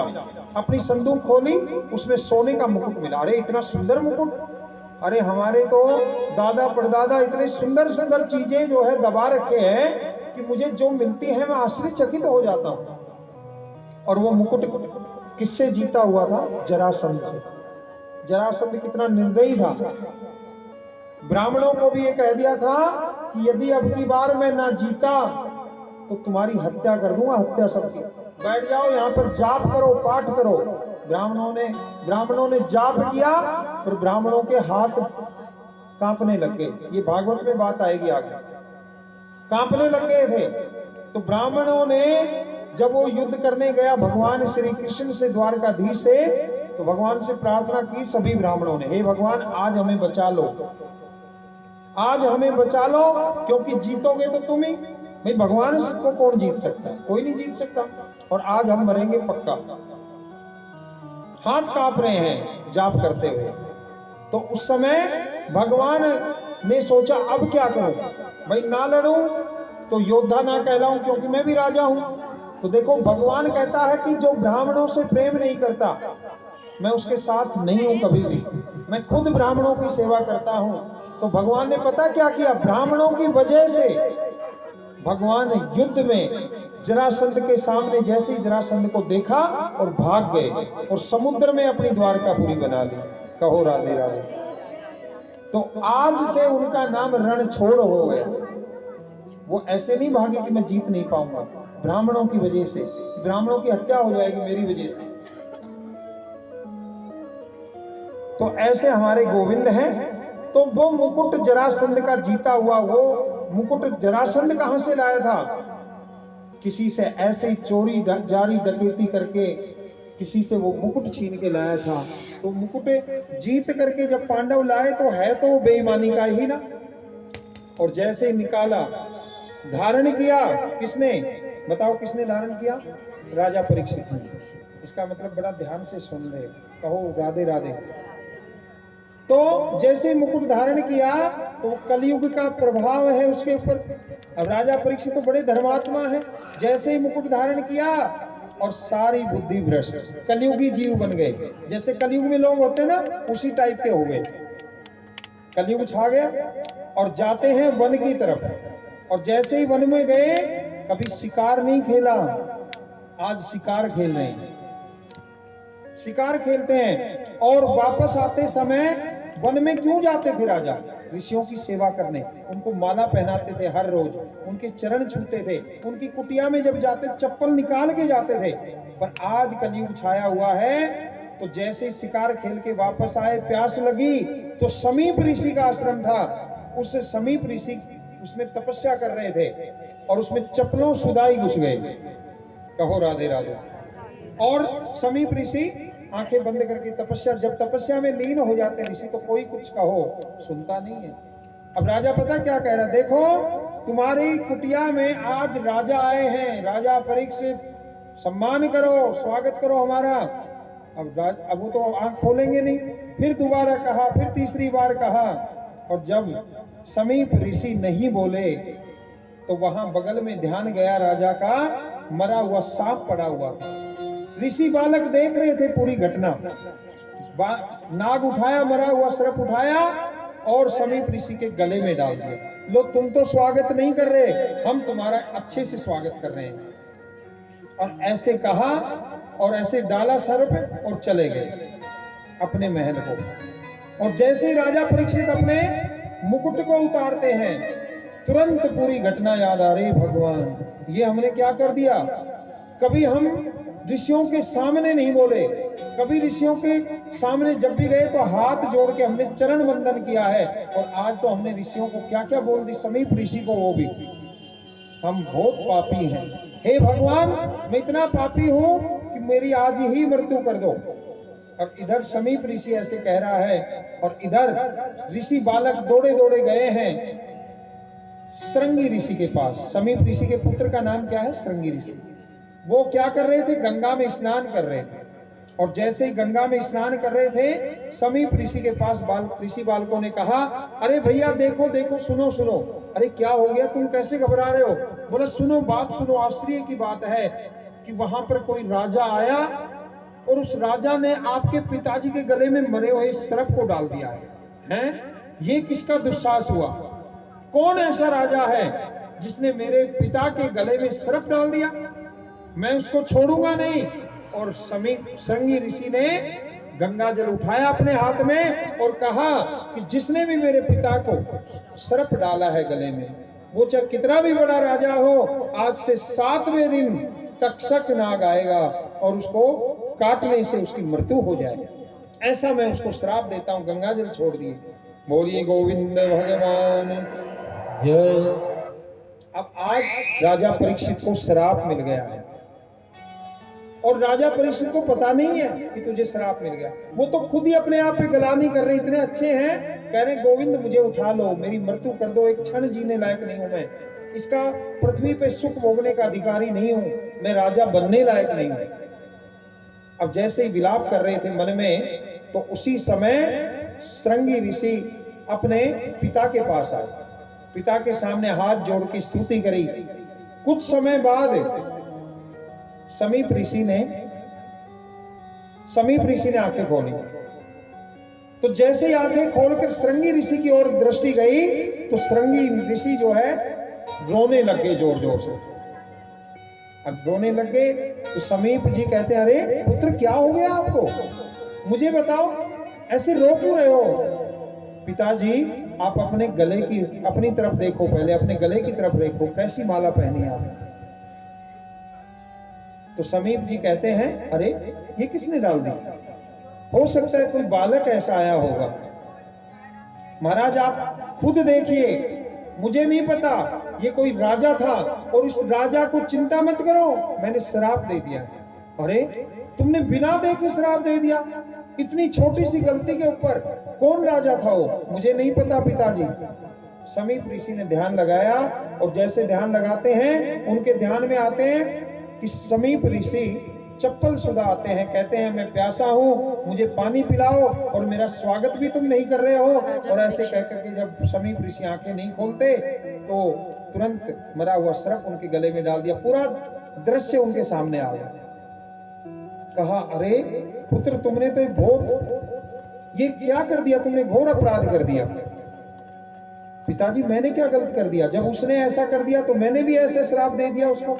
अरे कुछ सोचते समझते, जो ऋषि रोज आकर के हमें फूलों की सुंदर सुंदर फूलों की माला पहनाता है, हमारी कुटिया में भी चप्पल सुधा नहीं आता है, हमारे चरण दबाता है, आज उसने सर्प की माला, मरे हुए सर्प को डाल भी दिया, तो हमें क्या फर्क पड़ गया? ऐसे भक्त को आपने श्राप दे दिया। और तो और उस राजा परीक्षित को पता तक नहीं है कि 7वें दिन मेरी मृत्यु हो जाएगी। तुम एक काम करो, हम आपको आदेश देते हैं, तुम जाओ अभी इसी वक्त और राजा परीक्षित को बताओ कि तुम्हें श्राप लग चुका है, 7वें दिन तुम्हारी मृत्यु हो जाएगी, और जो भी मुक्ति का उपाय करना है कर लो 7 दिन में। श्रृंगी ऋषि जाते हैं राजा परीक्षित के पास। उस समय राजा परीक्षित दुखी हो रहे हैं।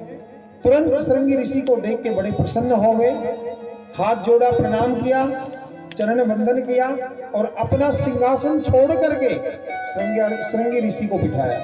कहा, महाराज यहाँ विराजमान हो जाइए। श्रृंगी ऋषि के पैर धोए, नए वस्त्र आभूषण पहनवाए, सभी रानियों को आदेश दिया कि आज भोजन दासियां नहीं बनाएंगे, तुम बनाओगे। भोजन बनवाया, बढ़िया से बढ़िया व्यंजन भोजन करवाए, और फिर हाथ जोड़ के कहते हैं, महाराज अब बताइए। श्रृंगी ऋषि भी मन में सोचते, पिताजी सच कह रहे हैं कि कुछ ना कुछ आपत्ति आई होगी, कुछ ना कुछ ऐसी परिस्थिति आई होगी, इन्होंने जो ऐसा काम किया ये ऐसे है नहीं, मैंने गलत श्राप दे दिया, पर श्राप कभी वापस नहीं हो सकता।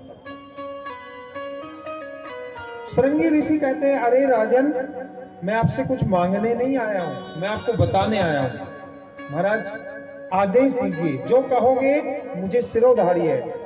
बोला, अरे महाराज, जिस ऋषि के गले में आपने सर्प डाला है मरा हुआ अनजाने में, वो मेरे ही पिता हैं, और मुझे जब पता लगा तो क्रोधवश होकर के मैंने आपको श्राप दे दिया कि आज से 7वें दिन तक्षक नाग आएगा और वो आपको डसेगा और उससे आपकी 7वें दिन मृत्यु हो जाएगी।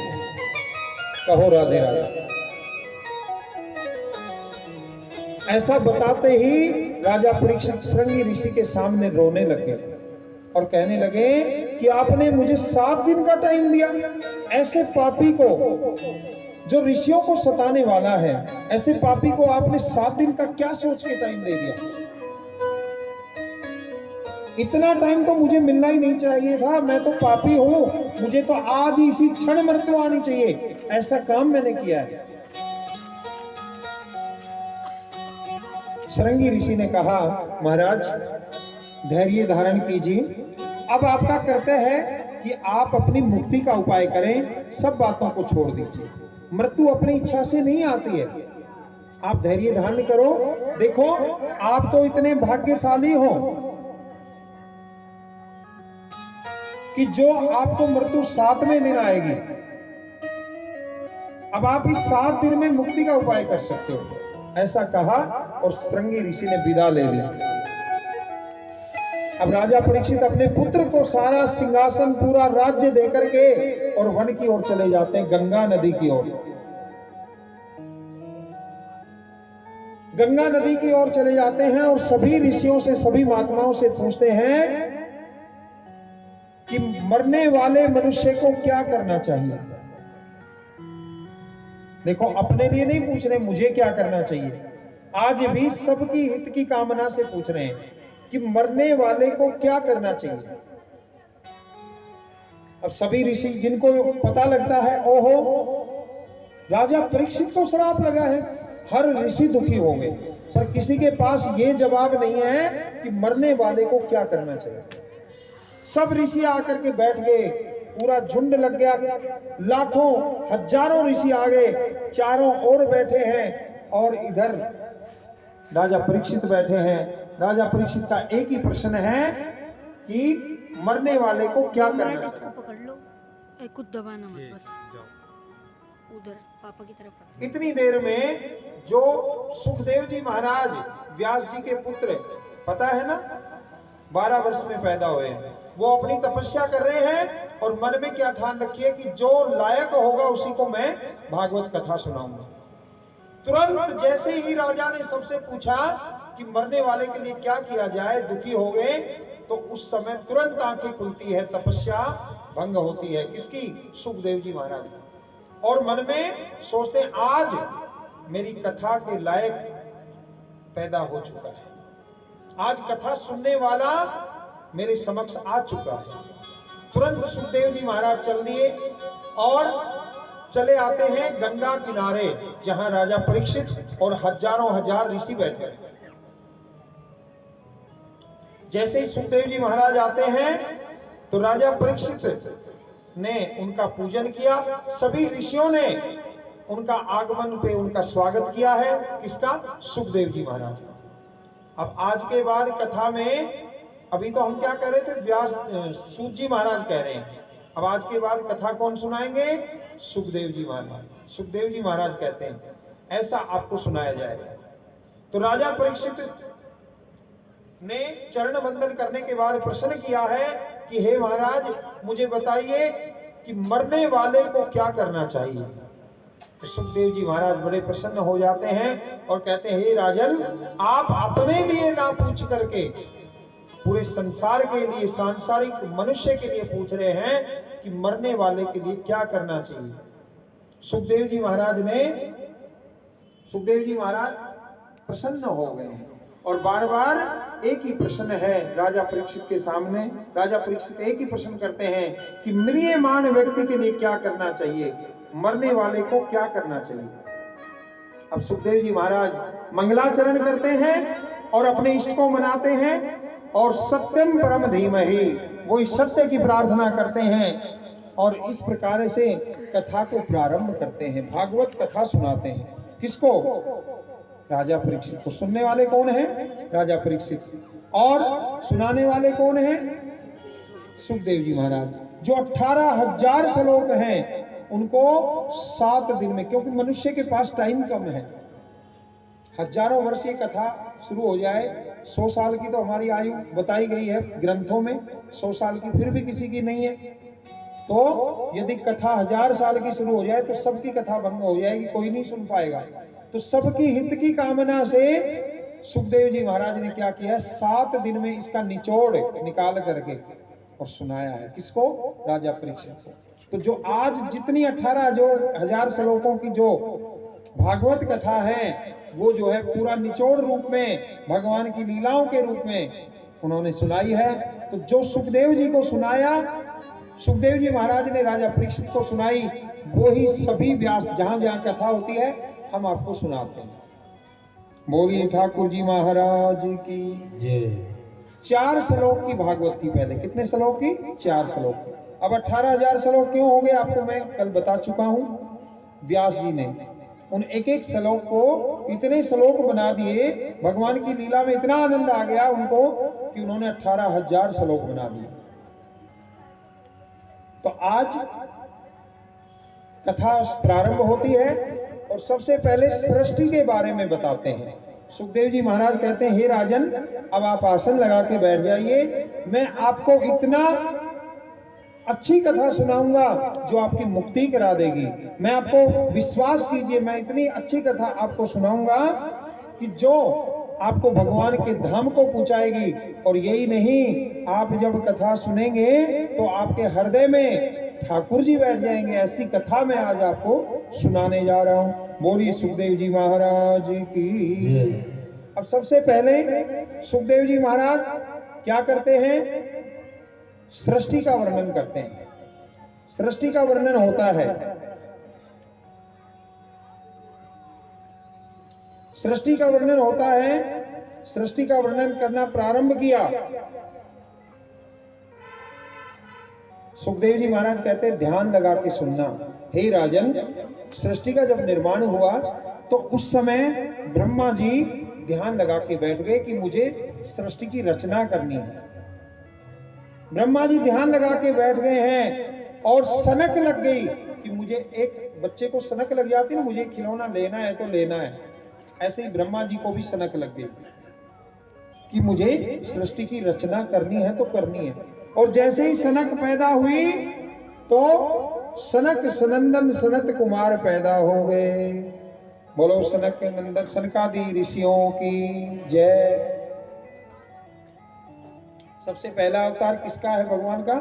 अभी आपको 24 अवतारों में बताया ना, सनक सनंदन सनत कुमार। आ गई ना कथा। सुखदेव जी महाराज कहने लगे हैं, सबसे पहले सनक सनंदन सनत कुमार पैदा हुए। क्यों हुए बताओ?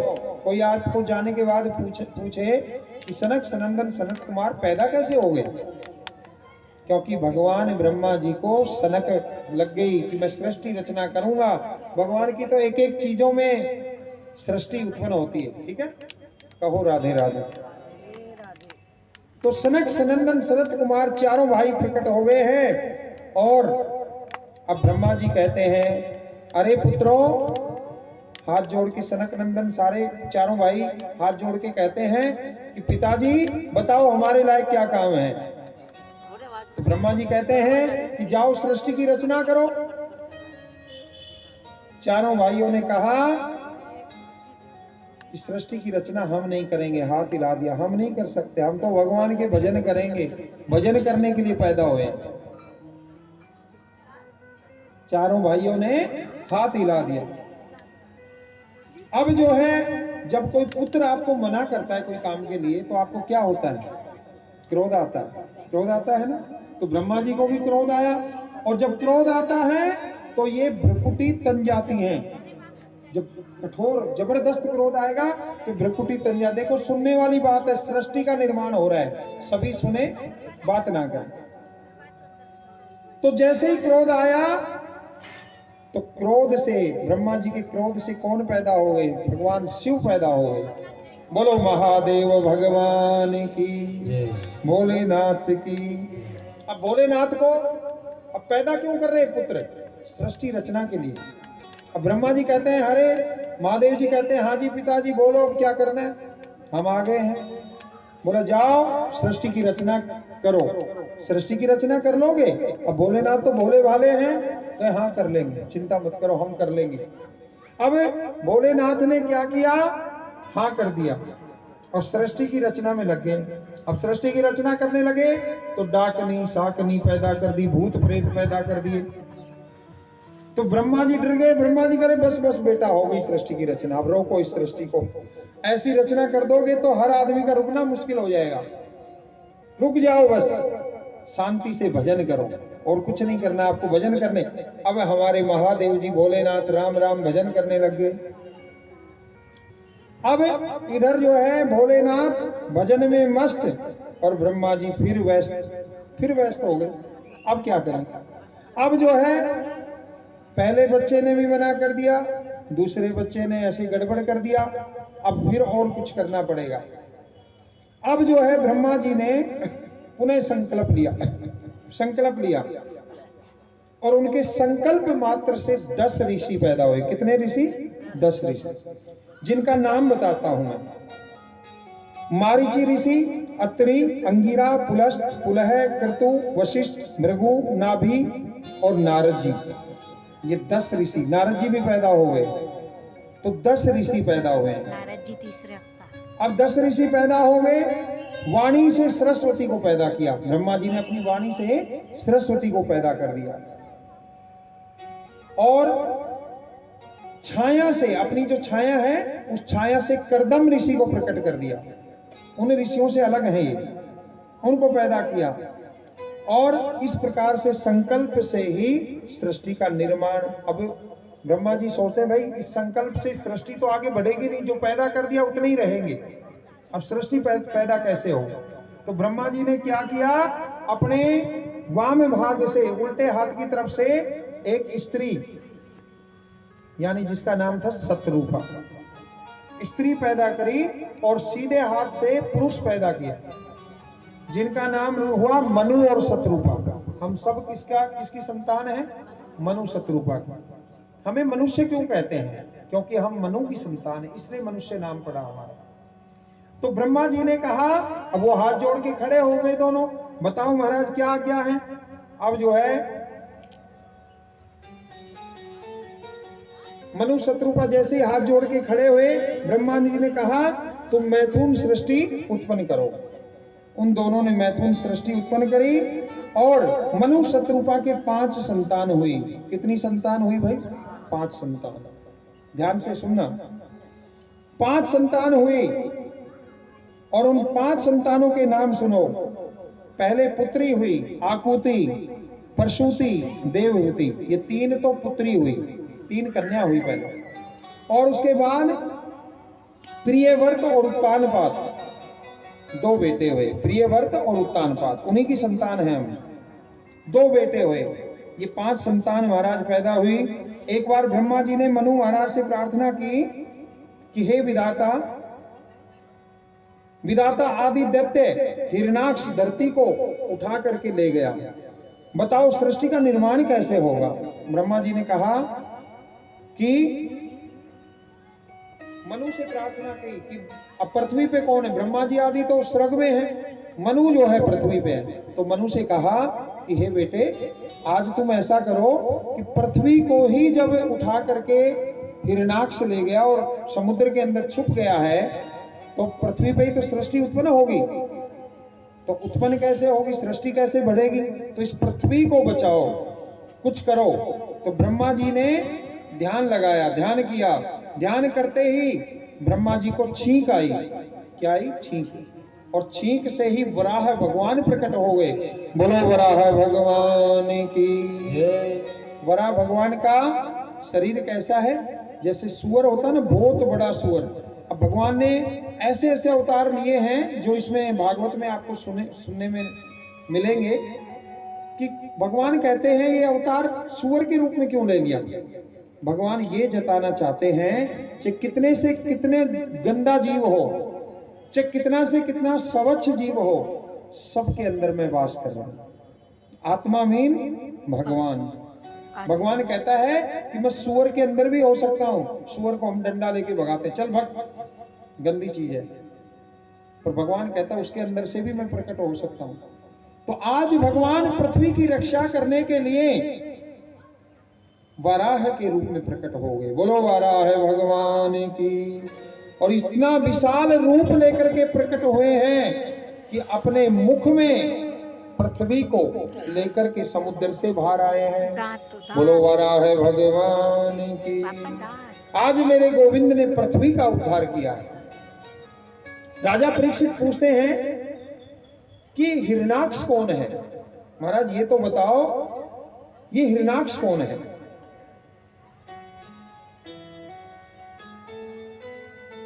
तो सुखदेव जी महाराज कहते हैं आपने बड़ा अच्छा प्रश्न किया है। सुखदेव जी राजा परीक्षित से कहते हैं